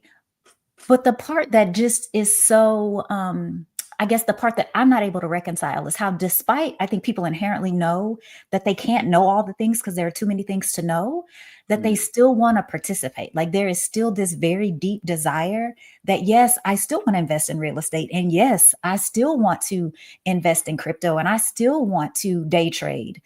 And I just cannot in my head put it all together. Except for, because I'm talking to Black people, I also feel that we have this very deep need for citizenship from this country, right? Like, we want to be full American citizens. And so I feel like there's something there, but I'm not really sure what it is. So I'm kind of like asking a question that's not a question, in terms of, how are you able to, or have you been able to reconcile, like, I think people's inherent understanding that the stuff is hard, but also still desire to overcome it? Yeah, it's such a great question. I'm so confused by it too. I mean, I guess maybe I'd think about like a casino too. Like lots of people go into a casino and play slot machines, but have no idea how a slot machine works or the odds that are in the slot machine. And like the thing about imagine that like your whole survival depended on playing those slot machines. Every day you'd go into the casino and you'd just shrug and be like, well, I know how to pull the lever.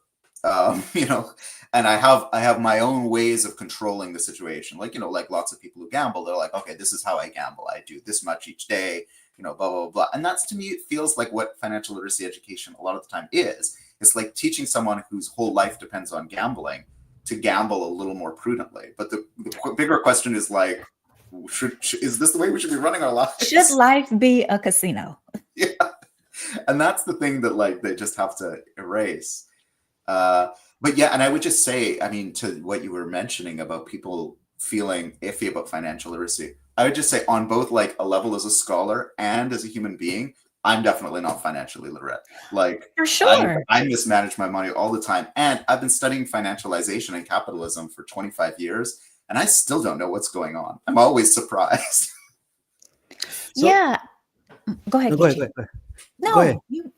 So really quick, I wanted to bring in the question from the chat too, but as of August 2024, 26 states have legislation requiring high school students to take a personal financial course or finance course, or have financial literacy integrated into their curriculum before graduating. The first question is, what does that mean? What's happening with that? And then somebody asked about a board game that you're kind of working on. Maybe say it. Let us know if we need to advocate to put your board game. I'd love to pitch it. Yeah, I mean, okay, let's maybe look at that thing about the legislation of financial literacy from two perspectives. Like, from one perspective, we could see that as well-meaning legislators who are thinking to themselves, oh, kids, the cost of living increase, economic crisis, some maniac is just blowing up the global economy because he thinks he understands economics and he happens to be president. People should have skills to navigate a hostile economy. Let's make sure that they don't graduate high school without some of those skills. And this, most of the educational curriculum was written 150 years ago. We should update that curriculum to include things that are meaningful for students today. That's perspective one. Perspective two, from a critical perspective, is this is a way to fail students, because it's one more hurdle in the way of students who are trying to graduate high school that forces them to learn and internalize a way of thinking about the world where they are the individual risk taker. They need to manage their finances. Their own individual survival is their personal responsibility. And what we can probably assume is that a lot of this financial education, financial literacy education that will come of this legislation, it's not going to be like having a personalized tutor who's going to take into consideration your family situation, your life history, your interests, your passions. It's probably going to be something delivered to you on an app with multiple choice questions. And that's just another reason to basically create a punitive system that's going to punish the vast majority of students, and probably, if the past is any indication, to punish students from lower income and first generation education backgrounds. So, and if I could, sorry. Yeah, go ahead. I was just gonna say, and if I could relate it to the financial education at schools, to your point of apps, it's often privatized, right? So we have banks coming in, this financial literacy sponsored by Wells Fargo, it's financial literacy sponsored by Chase and Charles Schwab. And so essentially they are like mining for customers and clients, right? So they're building these relationships early on, and they're trying to create these students who will then be loyal to them later when they actually do maybe have a little bit of money that they can save.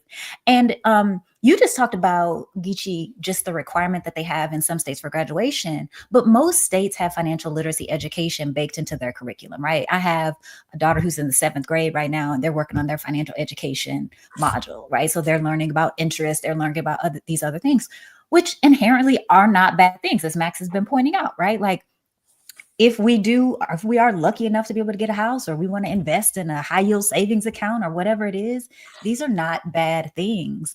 But back to the point of harm, if we're just creating students and trying to help them discipline themselves, which is what this education does, right? So indoctrinating them to discipline themselves. And then when they're out in the world, man, it's so bad. I can't save any money. I can't buy a house. I'm not good enough.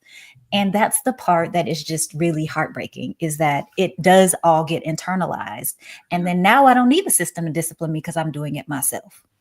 Yeah, absolutely. And, you know, in Canada, where I did my research, you get these weird things where, like, the same banks that are sponsoring the financial literacy education are the ones who are financing and have been financing the theft of Indigenous land. And now they're lecturing Indigenous people on financial literacy. I mean, it's almost like a dystopian, like, world building project in some way. It's like something. And the main one's getting fined by regulators for breaking all the laws and still allow them to come in our schools. Anyway, sorry, Amber. I was just gonna add that I like that Geechee brought that up, but I also will say that we were already doing a lot of that financial literacy stuff before they were state laws, because like the curriculums, the local school districts required them. And I'll say that our financial literacy class I took was lame. Like, I learned how to write a check, even though I never write checks, and I learned basics about financial literacy, but also they go off of like numbers that you'll never make. Like, thinking I'm gonna make like 80, 90K out, like right out of college, is insane and was not realistic. So I just don't think that they were worth it, but they are required to graduate. And so I do see it can be a barrier for some people. But I think now with the whole app thing, somebody probably will just get the answer to somebody and pass the class pretty easily. But back then we were struggling. Like, the lady was like, "You didn't write that check right." I had to go back and learn to balance the checkbook. It was too much. I said, "When am I ever going to use this?" And I never have. So Max, when I was living in the UK, I shared with Jared that I saw signs and people talking about circulating the black pound, like they circulate the black dollar. And I don't know if you engage Jared's work, but if you haven't, maybe Jared can explain a little bit about the buying. It's not. But go ahead. Well, the circulating is not my. But so again, well, feel free to say what you want in response to that, Max, of course. But I think that there's another more powerful overlap in our work, or in certainly in my interests, that you write about in this article, that actually dovetails with the example that Geechee's talking about, but in the context, in your example here, of the white working class. And I know that might sound to some odd, but I just want to, if I can, I'll just share this section here and ask you to respond about, I'm not sure if I'm pronouncing the name correctly, but when you make reference to the work of Hogarth, you say this he's writing in the 50s about working class England, white working class England. But the overlap in what you say here, to me, is wild in terms of what happens here with all of the mythology targeted Black communities. So it feels like this is part and parcel of just a general colonial process. So, for instance, at the end here, you talk about, in this sense, literacy, far from being an enlightening and uplifting force, has been press ganged into the service of class interests, conscripting the working classes to a more conformist and conservative culture that, as Hogarth rightly feared, would eventually give rise to neoliberalism and the likes of Margaret Thatcher. So just quickly, as I'm reading that, if you please tell more about that story, if you know whatever because it's a fascinating part of your article. But when I read that, I'm thinking, so this is what's done to Black communities here in terms of the claim that financial literacy, or literacy in general, will be this uplifting and enlightening force, but is really packed in with a bunch of neoliberalism that will produce, in terms, not the likes of Margaret Thatcher, but will, in our context, produce the likes of John Hope Bryant and that whole guru class. But it's also, you're talking about that part. You're also talking about what's also happening there is that the media, Hogarth was writing about in the 50s, and it's far worse today, was sort of mining the experiences of this white working class to use their cultural production, quite as you also cite in Fanon, in a Fanonian way, to reassault them with their own forms of cultural production that bring them right back into this neoliberal order. So I was like, damn, So white workers in 1950s England are being done very similarly in this sense to black people here in the United States in 2025, and all under the pretext of literacy. Yeah. Yeah. Yeah, absolutely. Yeah, it's such an interesting book, Hoggart's book, The Uses of Literacy, because, like Hoggart is like me, and, dedicated to literacy, dedicated to education. He was a very well-known educator here in the UK, but he was like, well, what, everyone's in favor of literacy. How could you not be in favor of literacy? But I think in the best tradition, he's like, no, I'm going to actually look at this and see what's going into it. And essentially what he says is like, okay, after, in the 20th century, the UK starts to institute public schooling. They teach working class kids how to read. But what are working class kids doing with those skills? If you look at the earlier history of the working class in England, they were producing their own culture. They were producing their own music. They were producing their own plays. They were producing their own newspapers. They were teaching each other to read and write. The first schools and libraries in the UK were organized by trade unions and by workers themselves. And they were using literacy to basically raise their own class conscious, which is to say two things: both their consciousness of being a working class and having their own interests, but also their consciousness of what it means to be a person, what it means to be human, what it means to be in relationship to the world. Consciousness raising in the more modern sense of the term. But then Hoggart's like, but look at what happens in, during the war period and then after the Second World War. You basically see, and you have to, listeners will have to cast their mind back, because this is before the internet, before home television. Really, the only mass media is like film and radio at this time. What are people reading? And by the second half of the 20th century, when Hoggart's doing his research, they're reading tabloid newspapers that are owned by multimillionaires. Today, they would be billionaires with inflation. They're reading like commercial novels that promote kind of like, detective novels, westerns, romances, things that just reproduce the dominant ideology. They're reading newspapers that are owned by the ruling class. And today we can fast forward and see that there's very similar things happening. If we think about digital literacy, we can teach kids digital literacy. That's important, but that's not going to solve the problem that a bunch of billionaires own all the social media platforms and, have complete control over our digital lives. And that's the thing that Hoggart's pointing to, but, 75 years ago. It's like it's not a question of who has the ability to read. It's a question of who has the control of the means of literary production. That's when you're supposed to hit the button, Jared. Now listen, that's called my. That's when you're supposed to hit the button. It's the StreamYard studio. It's the fault of the studio setup. It's too clunky. I need a quicker. If they don't let us set it, it should be a keyboard triggered. Could I say something related to literacy that I've been thinking about? And so like all of these multiple literacies, right? Like, again, when I ask people if they think they're financially literate, they hesitate. They're no. You ask people if they're literate, and people are like, yes, I'm literate. I can read and write. And so I'm wondering, with sort of this infiltration of all of these multiple literacies, you're talking about financial literacy, digital literacy, media literacy, all of the other literacies. What I think, and that shift, is that we've lost the basic literacy. And so now I think we have like a community, a population, a citizenry that is not able to comprehend and think critically on a bunch of different levels in terms of the things that they are ingesting, because they have to spend so much energy dealing in these other literacies. And so do you have any thoughts about how that emergence of things has sort of been detrimental to our overall literacy in general?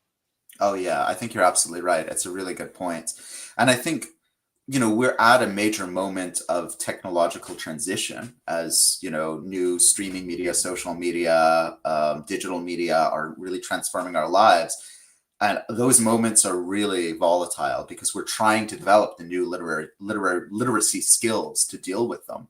And, even people who dedicate their whole life to researching, what's happened to democracy in the last 15 years with, social media platforms or something. Even those people can't keep up. So I think we're all dealing with a huge amount of overwhelm. That overwhelm is being compounded by the fact that now we're carrying around in our pockets 24-hour access to streaming media and other things. These media are being controlled by corporations that are basically hacking into our brain. There's a bunch of neuroscientists working at, Instagram and Twitter/X and whatever else, trying to figure out how to basically addict us to our phones. I think that leads to a situation where even though we have a lot of skills and a lot of critical capacities, we're constantly feeling like we can barely keep up. And I think what it leads to is we look for media that makes us feel comfortable, that reaffirms what we already know, that tells us what we already think, because that gives us a sense of comfort that we can understand and deal with the world. But that's, of course, very dangerous, because a lot of the time what we've been told to think and what we think is normal is ideological garbage. And so you get a lot of people, I think, who are gravitating towards really reactionary media, not because they even necessarily agree with it, but just because it's not challenging to the status quo that they believe in. And that presents a huge problem to educators and also to media makers like you folks as well. Ooh, media makers. I like that term. I do have one last question that someone asked in the chat that actually I want to know too. Can you distinguish social class from income and how that delusion makes us all believe we are almost wealthy? Oh yeah, that's such a great question. So I'm gonna try and describe with words what I usually show when I'm doing both popular education for communities and also in my university classrooms. So bear with me because I'm going to try and describe it. So when we think about class, we're usually talking about three distinct things, but we lump them all together. And the listener is really correct that when we lump it together, the system plays a trick on us. So on the one hand, we have, income, basically. Like socioeconomic status is the fancy word that sociologists give to it. But it's basically like your income and your access to networks of power in your society. So that's one thing that we usually think of when we're talking about class. And basically that comes down to like, are you rich or are you poor? Are you part of the middle class? Or are you part of the working class? Then we have a second category of class. And that's usually how we judge people's cultural tastes. So like, are you into like highbrow culture? Are you like going to the opera and, the art galleries and whatever? Or do you have middlebrow tastes? Or do you have like what are called like lowbrow tastes? So these are all like really prejudicial categories, but it's the way that we've been trained to think about things. Like, are you, watching soap operas, which are considered like low class, or are you watching, you're reading like great works of classic literature, which is allegedly high class stuff. So we have this second way of thinking about class that's about our tastes, what we like to consume in the world. And then there's a third way of thinking about class, and this one has been made almost completely invisible by the system we live under, which is like, what is your relationship to the means of production of your society? Means of production here is like the way that, not just wealth, but the way to produce wealth. So the means of production are like, do you own a newspaper? Do you own a telecom? Do you own a factory? Do you own land? Do you own a means to produce wealth in your society beyond just your own body? And beyond maybe like owning a house where you rent a room to someone. Like, do you own a bunch of apartment buildings that you can rent out? That third question about your relationship to the means of production is actually the most important, because it tells us like what side you are ultimately on. I think fundamentally, it tells us like, are you on the side of working people who are having their time and their bodies and their lives exploited? Or are you with the ruling class who is benefiting from that exploitation because they own they're and holding at ransom the ways that our society produces wealth? We tend to focus all the time on like, okay, how much am I bringing in a month? How much do I have in like crypto? What's the value of my house that I might be able to sell at some point? That's important. It's important to our personal lives for sure. But when we're thinking like sociologically about our whole society, the important question is to keep us focused on like who actually controls the wealth, who has the investments, who's controlling the corporations, and what are their desires and wishes and interests, and what are the rest of ours. And so we mystify ourselves thinking about income, but we also mystify ourselves thinking about, well, like, oh, that person is out there, dressed in nice clothes or going to like the opera, they're the problem. Or this person needs to change because they're watching like WWE or, listening to music that we don't think is smart or good. Like those things don't really matter. You can listen to whatever music you want. You can go to whatever entertainment you want. Also, like we're horse trading in terms of the middle class. Like, does someone own their own home or do they rent? Does someone work as an assistant or are they a manager? All of those things don't matter as much as this bigger question in that third category, which is like, who actually owns the means of production? What are their interests? And how are they, getting what they want at the expense of everyone else? Now listen. Aha. Aha. That's better. Thank you so much for answering that, because I think that folks need to hear that, and I want But to. it is like, but the financial literacy is like, taste the soup. Taste the soup. Ain't no spoon. While the soup hot. Said ain't no spoon. Aha.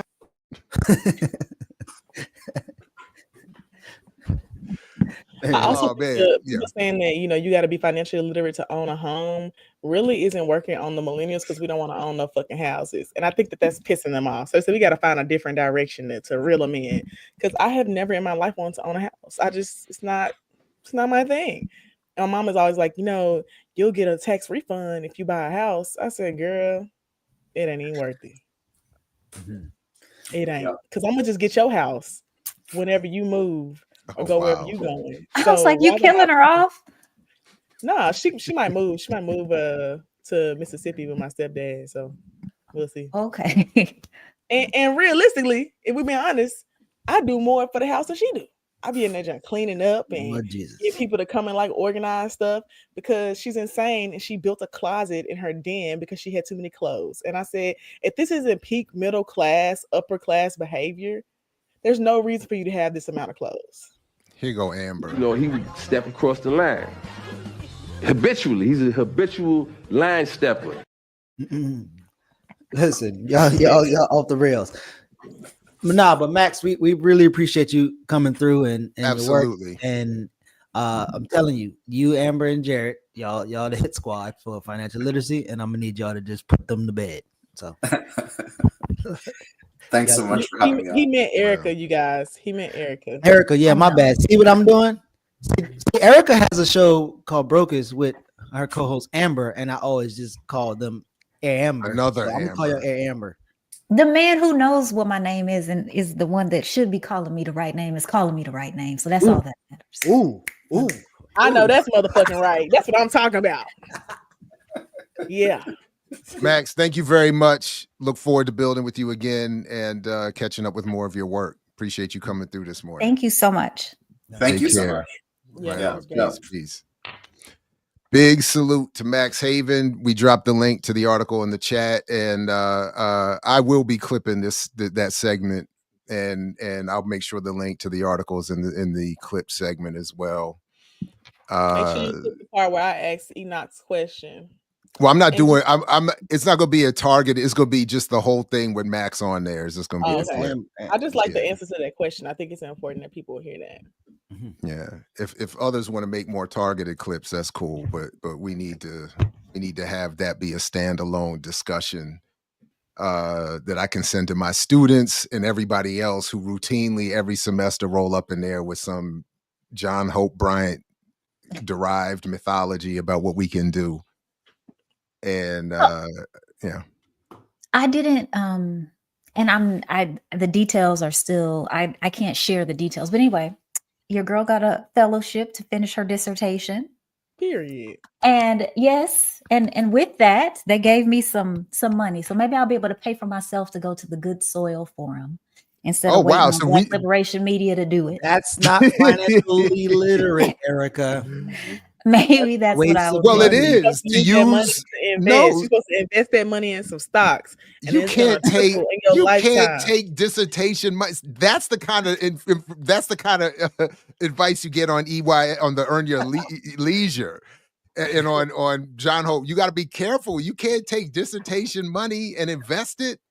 That's how they got. That's how him 500 got in all that trouble. Wow. Although I do like that name. He was telling people that he said, get a car loan, and then because of the way they write it, take the car loan and invest it in your business. And I'm like, oh my God, bro. And Rashad and Troy was like, yeah, they was on there like, yeah. It's like, what?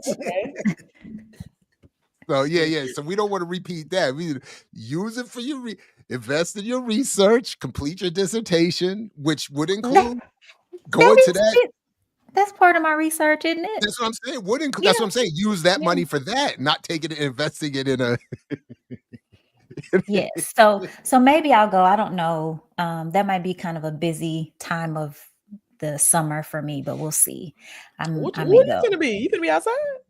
Oh, I do like to go outside occasionally, Amber. Now don't get it wrong. I do. But yeah. And that's why I like you, Erica. Also, for all the people in the chat saying that we wasn't talking about shit today, I just want to say I sent some stories to Dr. Ball. He just didn't show them to y'all. I don't know what to do. I was trying to be serious. I still haven't seen the email, but I put it in the private chat. I put it in the private chat, and you still didn't pull it up. So no, you said we didn't have time. We got the stories. Who's saying we didn't get the story? I'm not worried about Amber just be reading stuff, man, and then she reads something, and then she throw you under the bus. She read it and throw me under the bus. I just feel like people should have realized, since we've been doing this for several months now, since last year, that we really wasn't gonna be serious on Fridays. But y'all saw my serious side 2 times this week on the other shows, and you was eating it up. So I mean, I don't know why I gotta be serious all the time. It's not even fun. I'm just not sure what any of the criticism would be for. These are all great programs in all their individual way. I think we should watch the video because I really care about this tariff war thing that's happening. And I'm really worried about us ending up in the Great Depression. And I just thought you would want to talk about it, Dr. Ball, because you're an economist or whatever. I also just want to say, if I don't stay in the chat, y'all questions not getting asked. So which one do you want? Do you want me to ask your question or do you want me to pay attention to the show? Because I feel like you want me to ask y'all questions because y'all was like, oh, I'm special. Amber asked my question. So what is it? This is your version of my experience. You just can't win, Amber. You really can't. But no, I really did want to talk about the tariff thing. I mean, we can. I mean, I'm here. What's up? Okay, pull up the video. It's in the private chat. It's a private chat? It's the second message after Erica's message. Just put it on Instagram. And is it? Yeah, is this I got it. This is your Instagram? No, it's not my Instagram. Even though I know you love watching my Instagram videos. All right, here we go. Sydney Camlager Dub. I am Jasmine Burton on Instagram, aka Jazzy Beats. I am an attorney and comedian living and working in Washington, D.C. So we are now in these tariff wars. Yeah. That's some foul. The last time we did tariffs like this, we went into a trade war because the countries that we do these tariffs on are going to do the equal and opposite thing to us. And that's quite frankly exactly what happened. Trump said that when he was doing his campaign. He was like, I'm going to implement these tariffs. I'm going to institute these tariffs. And people just chalked it off, and he actually did it. And the last time we did tariffs like this, we ended up in the Great Depression.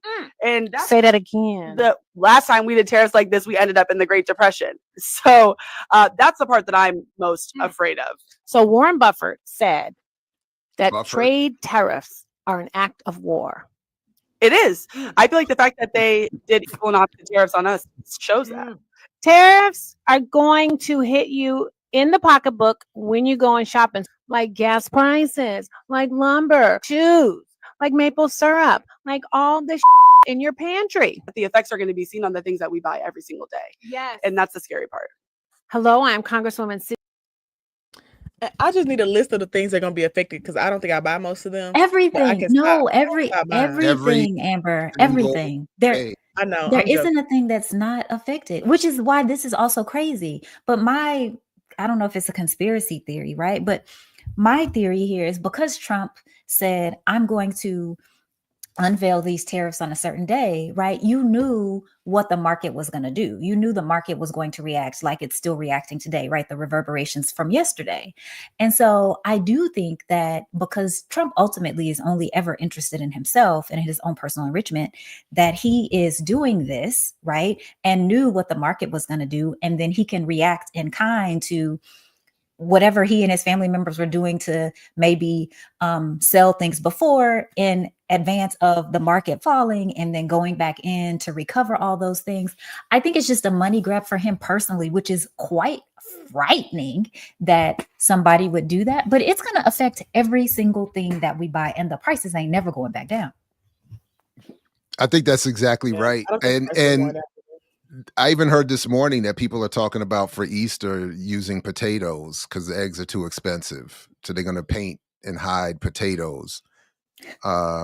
Because so I don't know, but yeah, everything. And because this country doesn't make anything, everything is that we buy is made somewhere else. So if there's going to be a tariff on it, then I mean, yeah. But I think you're right. And I've heard a couple of economists raise this. Sorry, Amber, just quick, that they raised it and it sort of speculate, maybe trying to protect themselves, saying, I don't know, but if you are in Trump's inner circle and investing according to when he does not say he's going to drop these new tariffs and whatever, you could be doing quite well for yourself.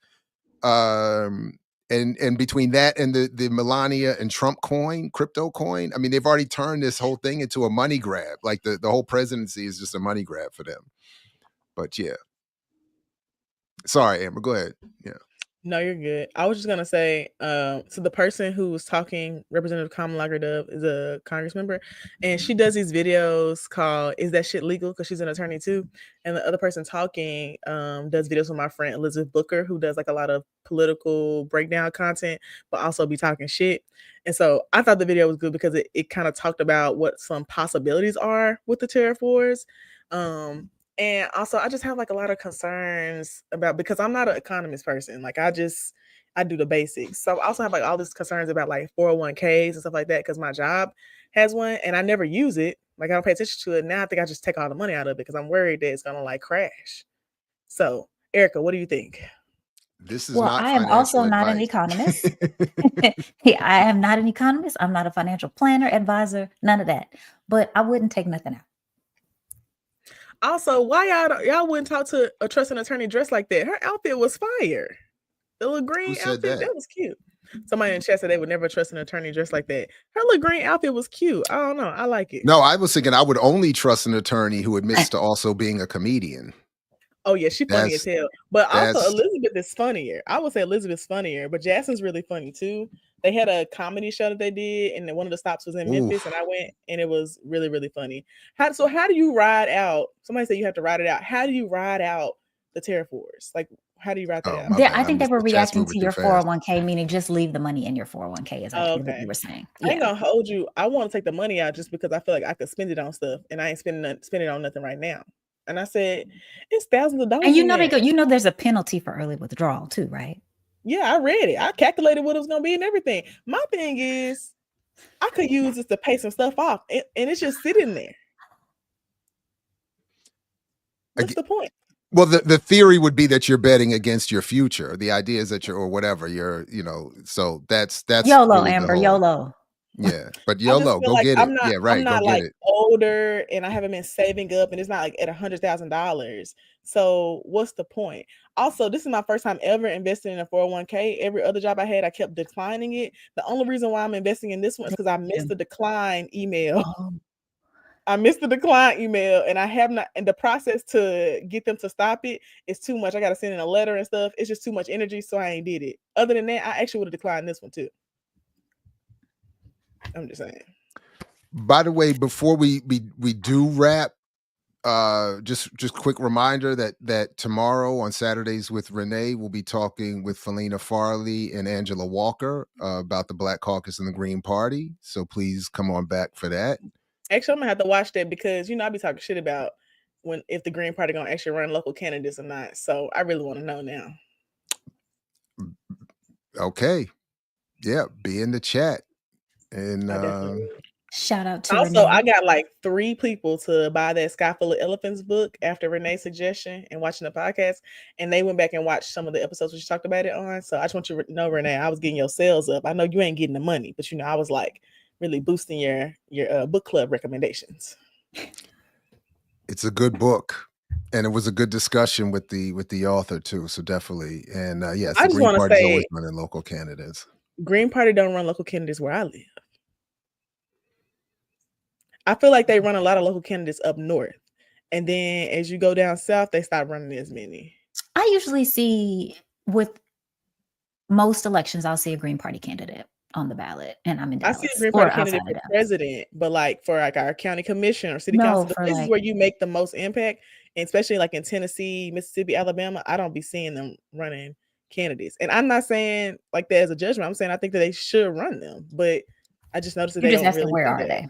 Yeah. Yeah, they don't really do that. And I don't know. I don't know if it's because there's such a strong Democratic stronghold in like Shelby County where I live, and so I just think it's not worth it. But yeah, someone in the chat said I've never seen Green Party candidates run in Louisiana. I haven't either, because most of the work I do is down south. So like I don't see them on like Louisiana, Mississippi, Georgia, Alabama, none of them ballots. Which is Erica, where you can when is Brokish coming back? I see the teaser for the next. What's the schedule? I don't know why there's a teaser when we don't know when we're coming back. Oh, okay. Well, then there it is. I'll have to talk to our social media person about that. I'm not sure. But yeah, we don't know when we come in. It's my fault that we're on break. So I need to write my dissertation, y'all. Like that's the end of the day.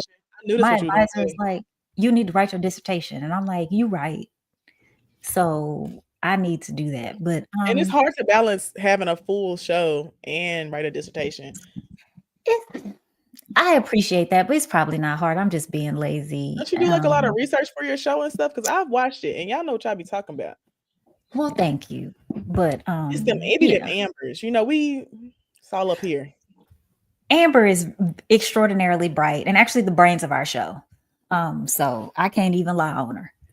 So Love I Am, it's not that I would have the Brokish playlist, but BLM does have a Brokish playlist. So you should absolutely check out the channel and see the playlist and get caught up. Let's say July. Love is one of the people that hit me up about policy stuff. And I said, I appreciate y'all holding me accountable for stuff I volunteer to do. Okay. So anything else we want to say or announce or before we wrap or anything else you want to do? What's up? Or go to the website. The playlist is linked in the hot new blackliberationmedia.org website. What's the website link? Post the website link. It's in the show description, as is always the case, blackliberationmedia.org. I like I can see that on StreamYard, but all right, it's cool. Well, I wouldn't know. Most people are watching, I would encourage you to go to the YouTube channel and watch and go, or you can just go to the YouTube channel and click in the, in fact, I'll just show you. We can just do a quick, if you go to the YouTube channel, you can go, it's right there. Boom. Period. Black minus the A and the C, blkliberationmedia.org. Were the A and the C taken? I just wonder why that is what it is. I'm just curious. Yes. The A and the C were taken. Okay. There was some issue. We went through a number of changes trying to figure out, and that was even part of the discussion as to what name it should be. Yeah. But no, I feel that because when I bought my website name, I bought the name in every single variation they offered, and my podcast and my online handles, because I don't trust people. And one thing about it, if I know I will buy a website with somebody's name and post stuff to ruin their campaigns, I know someone can do it to me too. So you're not gonna do me how I do you. Because there's one sheriff candidate a few years ago, he's stupid and didn't buy up his name. And so I used it to post all of his like legal misdoings and assault allegations, and he lost that race, and he pissed off right now about that shit. But I mean, this is a lesson that you should buy up all of your names. Damn, I should have done that for my Columbia Association Board campaign. We're in a heated race right now. April 26th. If you in Howard County, if you in Hickory Ridge, I don't know. I'm running. So this is what some of my supporters are upset with me, because when I was on the Hickory Ridge Village Board, technically I still am, my vote, I'm always trying to get campaign financing out of elections. So my effort was to say, let's make it so you can't have the streets littered with everybody's pictures and all this other stuff. We should have one generic a uniform sign that everybody has that says we're having an election in your community, with a QR code to the election where you can find all the candidates and all their statements, da da da da. But I'm being told now that that's going to work against me in trying to unseat the incumbent, because people know her name and may not know mine. They know her name recognition is better. So, but so we just have to overcome that. But my messaging is better. We had our first forum last week, and the live forum is Monday night. And where are they gonna stream it? I want to watch. It technically is going to be. It will be. So I can actually You share. have your phone up there, because if you start fucking up, I'm gonna start texting you stuff. No, I have my text. I have my phone in front of me, so I can get live updates from Amber as to how I'm doing. Amber, we got to encourage the man on his journey. If he start fucking up, I'm gonna send him some tips. Like, that's her encouragement. Say this. You're fucking up. That's her encouragement. Stop fucking up. And for people in the chat who also say they're trying to brew up a revenge plan, I just want you to know my specialty is revenge, because the way I put that man's court filings on the internet and ruin his life, that's a special type of revenge. So I'm always available. You know, there is also a phone and a website and a physical location, Yipper. So yes, so I was rushing a little bit, but yes, it is not meant to be. And that's actually been my campaign. A lot of my argument is that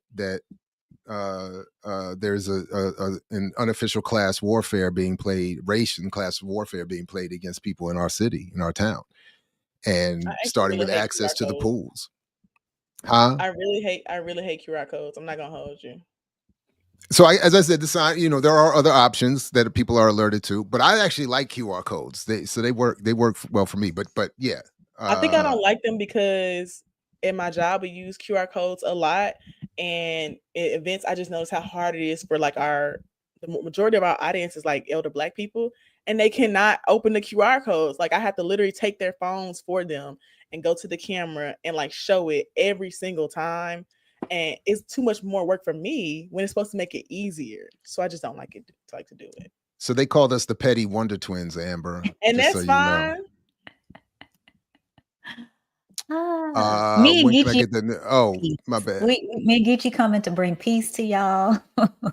Somebody in the chat said I want to hear from Geechee more. I just want y'all to know Geechee can talk at any time. He's choosing not to. He's trying to be mysterious. It's Monday night, Lateef. Monday night, 7 p.m. And it's technically not billed as a debate. It's a forum where we're all asked we're both asked a series of questions. And we can ahead of time. No. Okay, I'm definitely gonna watch because I need you to spice it up. So I can definitely send you some lines to say. That's actually one of my specialties. Like other than policy stuff, I do a lot of like debate prep for people, and it's really fun. Maybe y'all need to have a session before. What'd you say? Maybe y'all need to have a debate prep session before, Amber. You can bill him at your normal rate. He'll pay for it. People in the chat are asking how they can watch how can we watch your forum? So I think if you go, let me just see here. If you go to the Hickory Ridge board, let's see. You can see. So here's the candidate form. So this was the scripted Let's see one. Sky. I want to see. Oh my God, their name is Sky. Oh, I'm sure they probably saying the sky's the limit with me. Damn. She doesn't have her picture on here. She is how can I say this? She's an older white woman. What do you mean? How can I say that? Well, because to be perfectly honest, I don't feel like we have the best relationship. And I don't feel like she's very, very much, she's ever been very much interested in being friendly with me. We've had sort of a quietly antagonistic relationship since I joined the board. And so I'm just, but she's an older white woman. She's a lawyer, and she's been on the board for a long time. She definitely knows all the inner workings better than I do. But I think that I definitely have the ability to represent folks in a different way. you know. I have a question for So Don Geechee Cheeto. What is your thoughts on the local elections? On the local elections. Yeah, the one that Jared's running in. How do you feel about him running for Oh, office? and I I'm dropped the voting. link in the chat. Yeah. I vote Jared. And I do think you can watch this stuff online. I think you can watch the in-person one. I don't think is going to be broadcast. Sorry I about think I'm that. confused by like the term village board. So like, is it like part of a like homeowners association? So this is Like still some subdivision? kind. So Columbia, Maryland is broken up into different villages, and each village has its own local village board, and then beyond that is there are actually two sort of overriding. There's a Columbia Association Board is a step above that, and then above that is the Howard County Council. But even at the association board, so technically we're more like an advanced homeowners association So if you're and on not a that political board, body. are you on the other board at the same time? No, so I'll be leaving the Hickory Ridge Village Board and looking to represent Hickory Ridge at the level of the Columbia Association Board. We And need a like diagram chart so it's because just that, Howard County Council, Columbia Association, Hickory Ridge Village. So I'm going, and it's an other than the leadership team that's making hundreds of thousands of dollars, nobody on the association board makes money. So well, one of how the are they questions making money? that's off of all of our residential fees and membership fees. So one of the issues I'm raising is how is it that you have people making hundreds of thousands of dollars? One person apparently is making $300,000. And you have people who are being told that either they have to pay more to go to the pool or that they can't, or some can't afford to pay more for that membership to get into the pool and are literally sitting there watching people in the pool that should be there free for the. So my goal is to get to the point where nobody's paying for anything, that everybody, if you live here, you get everything for free. And that just be that. So that's one thing I'm trying to push for. And then there's all these other things in terms of I'm just learning a lot, man. It's a good microcosmic. It is like how people always say, the local stuff, it's a perfect microcosm of when you're not paying attention, all of a sudden corporations take over everything. We got corporations based in New York City that are run by all white billionaires who determine what goes on in our shopping centers, who determine what businesses get put where and who pays what rent and where the rent money goes. I'm like, this is ridiculous. And then as soon as someone told me just a couple weeks ago that there are people who grew up on the other side of Columbia where I did, who are being told that they can't get into a pool, I'm like, once I calm down and get step back from my initial reaction, if I can't go to the pool, then nobody goes swimming, and then no pool for anybody. Then it's like, then my mature response is no, that's immature. So the mature response is everybody goes to the pool. So that's like, I'm pissing in the pool. Nobody's going to the pool. I mean, I'm very, that is my genetic, I don't know, whatever. That is my initial, like, if we can't go to the pool. I just have a short comment. Completely not about this. It's about the people in the chat talking about my ADHD. I just want y'all to know that I'm doing this on purpose. I don't need, for Musings in Bloom, I don't need a broadcast media training. I am serious on the days when I'm on the shows that are serious. This is not serious. Friday is for fun. And I spend all week and most of my life organizing and being serious as hell. I come on here for the shits and giggles. It's on purpose. So if you don't like it, you should not watch my chaotic, musings, but I'm doing it on purpose and it's fun. Again, this is to me the beauty of the platform. Everything is here. So if something, if this doesn't work for you, just go, it's many other versions of this and other things on the platform. It's all good. And A-Rob, I would argue that it wasn't Jackie's redirection. It's because I was making sure that I stayed on topic because we actually were talking about something serious. But we're not doing that today. And I don't want to do that on Fridays. I just want to say that. I don't, like, Fridays are fun days for me. So I don't want to be serious. And was I hallucinating the conversation we had with Max a minute ago? Did that not go on for a whole hour? For an hour. Very serious for a whole hour. I don't know. Sometimes I might have drifted off into, I don't know, another dimension. But look, hey, I also think it's a lot to say that maybe we should change someone's behavior and give them broadcast media training. It's actually insane. Because I obviously don't want it. Listen, I think I would never commit or agree to come on a platform that told me I could not just be myself. That told me I had to have broadcast media training. That's insane. And I'm like, this is not that kind of media. Like, this is not, we don't come here to be super polished, and like, that's not, if I think about the idea of this being more in my head, like a community classroom. And a lot of times on Fridays, the teacher tired too, and this what happens. I also think I'm a great example of how you sustain yourself in organizing, because most of my organizer friends either be crashing out or just stop doing organizing altogether because they're stressed out and they don't like do anything fun.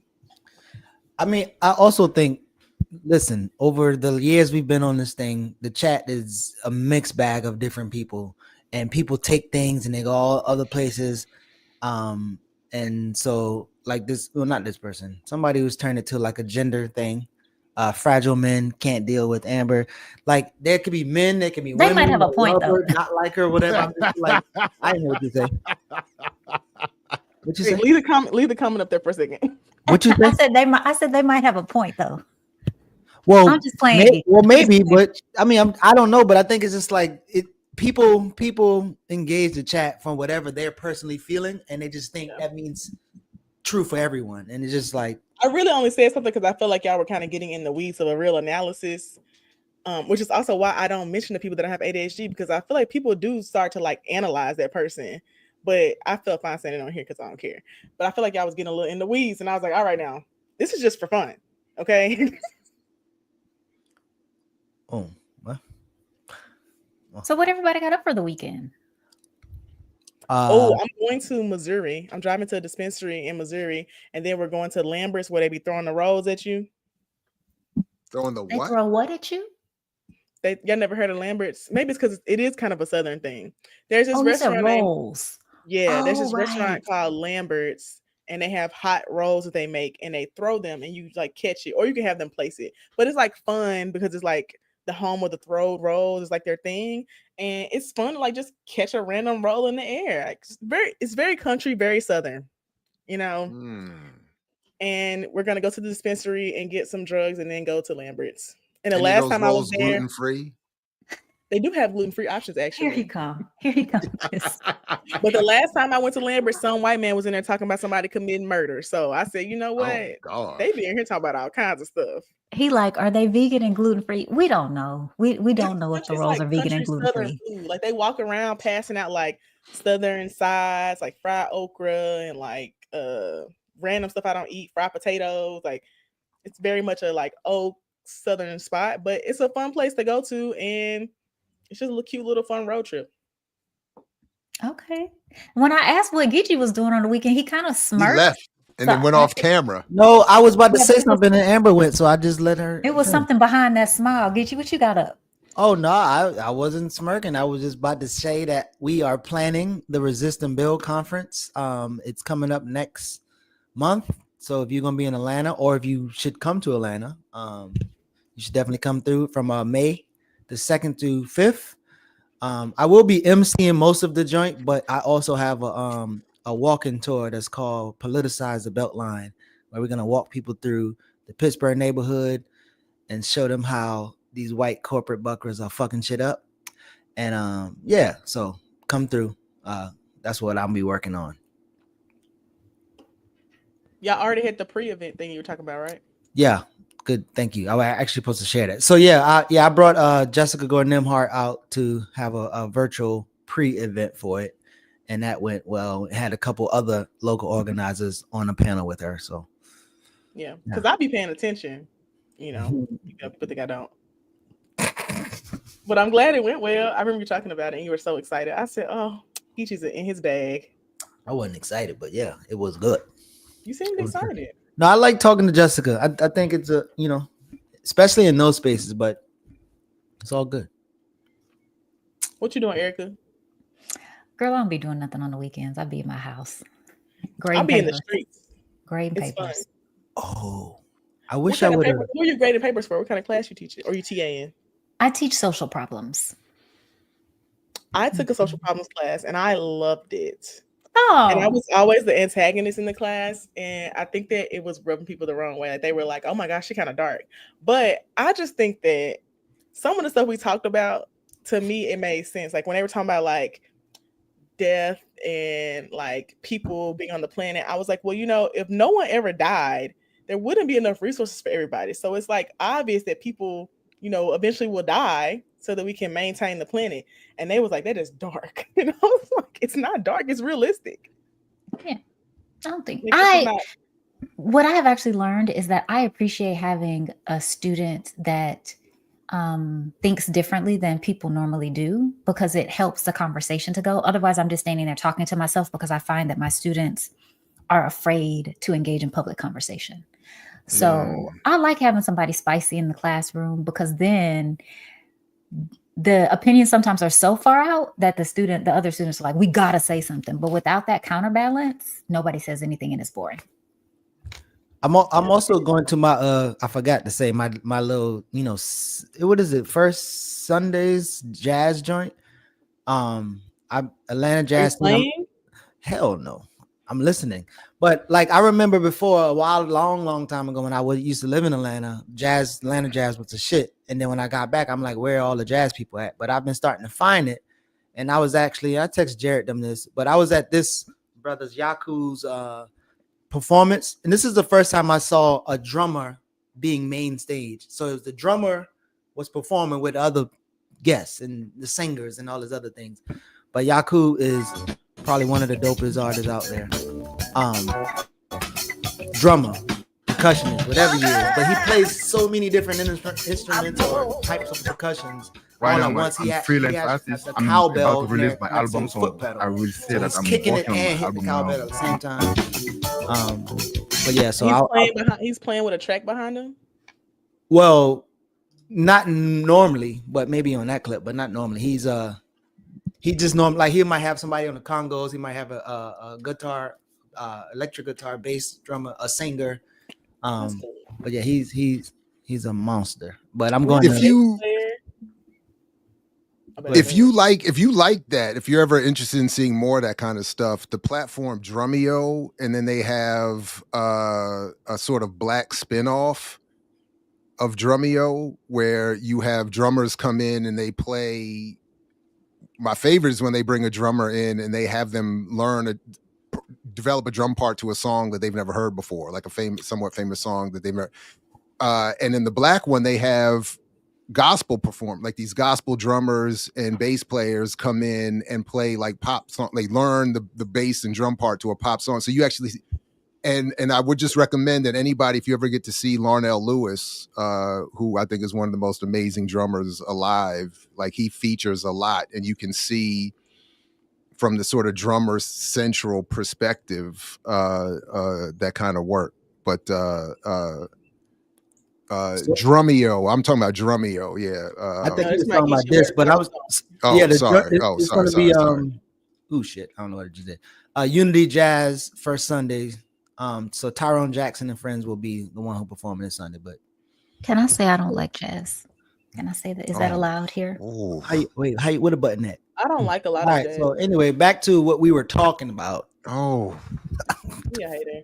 I just want to say that somebody in the chat said, so what about the women that can't handle me? And I never met a woman that can't handle me. So I don't know what to tell you about that one. But there's a bass player. There's a bass player that plays at our church, and he's really got me into listening to more basses, like more bass players, and like them playing original instrumentals and shit. Also, the guy you just showed made me think about PJ Morton and how like a lot of his set is actually him playing the piano. Like he has like at least 3 pianos on the set, and he be drumming. I love him real bad. No, I mean, I've seen pianists and all these type of people lead, but I've never really You just seen mean a center drummer. stage as a drummer. Yeah, drummer, yeah. Yeah, I've never seen a drummer center stage either. But his setup made me think about PJ Morton because he has like the multiple pianos. He'll have like 2 pianos and then one on the side too. Like he be doing a lot. So check there's a piano version of Drumeo too, where he has shown and others have shown up, and they do kind of the same thing. Like they'll play like one person I saw, they said here's an Alicia Keys song, but they take out the piano part, and then so the pianist only hears, and hopefully take out Alicia too. Oh, I'm sorry, I didn't mean to say that. I'm sorry. That was really the jazz and Alicia Keys hate from Erica this morning. I was not ready for that. The anti-jazz, anti-Alicia Keys. Beautiful gowns. Alicia is. You can have the Alicia Keys with jazz. Like jazz? How you gonna like jazz? So I took a jazz appreciation class in college. That was like one of the few classes I made a B in. I couldn't even make an A in jazz appreciation, which is the class everybody took to make an A in. I don't get it.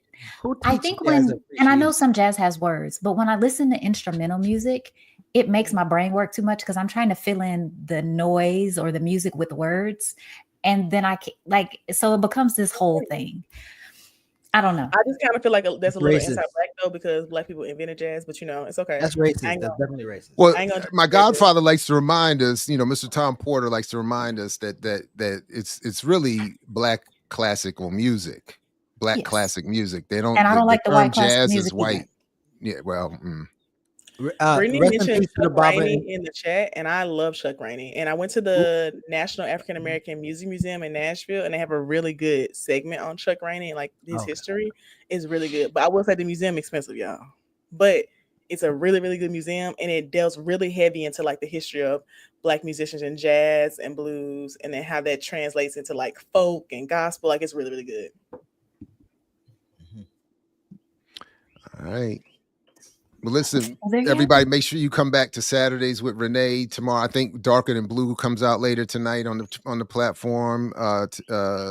Saturdays with Renee, Sundays maybe with the Ear Doctor, and I'll be back Monday with more 100 Years of Malcolm featuring Dr. Todd Stephen Burrows. And thank you. Series.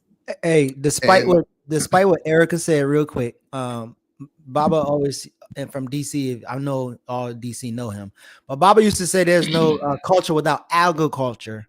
But the last Baba part Oduno, man, rest in power, man. But the other part was and jazz. So there's no culture without agriculture and jazz. He didn't always say the jazz part, but I said the jazz part. He would say the jazz part.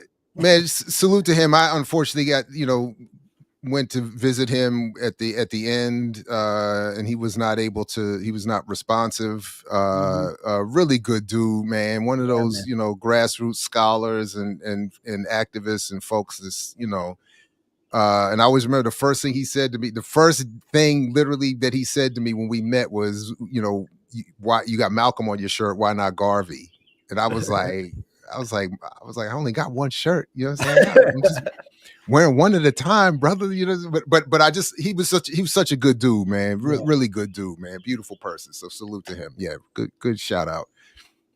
And if folks, I got a Saturday Night Live on my platform tomorrow. If folks, what you talking about? Just call it a day party, Jared, because it is a day party. It is still night. I know. I really would if I could. Saturday. No, it's 6 p.m. technically, but I would start it at 3 if I could call it Saturday afternoon. Friday Night Live. That's funny. But so we got an exclusive interview with Kanye West and beds, more exposure of beds. So and then a couple things happening tomorrow. But some political prisoner stuff, some cognitive warfare stuff. And this Godfrey podcast, the Black Amazon joint, we might have to do like extended discussion. Are you all familiar with the Black Amazon app and Blap? I'm not. No, we should talk about it. Yeah, just more Black entrepreneurial, buy Black and we'll be free stuff. And I just want to say I agree with Stefan or Steven, who said, I'm surprised this wasn't a segue to Mama's Biscuits. I was definitely sure you was going to mention that damn band, but you didn't. I'm so proud of you. That means, you know what that is? That's growth. what I felt was that I didn't want to sully another reference to that legendary effort by bringing it up in the moment. But yes, you know, I feel like you all didn't deserve a reference to Mama's Biscuits this morning. We ain't giving a drummer something to make. No. Drummer don't need nothing to That make. really tickled you, and it's so funny. Hey, it was one of the best times of my life. I will not front. I love that band. I had such a good time in that band. And I love this. you love this from me. I think everyone should do something completely out of their comfort zone and outlandish at least once in their lives for character development. You got to do it for the plot. That's why I be dating multiple niggas, because I got to do it for the plot. I got to see what happens, what it turns into.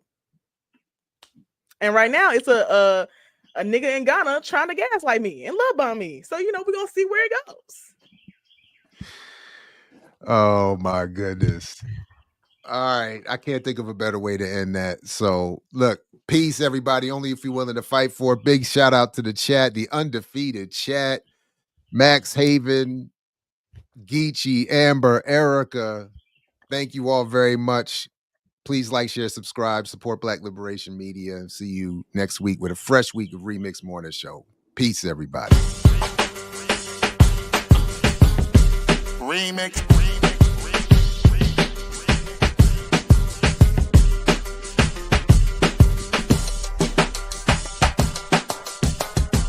Remix. Remix. Remix.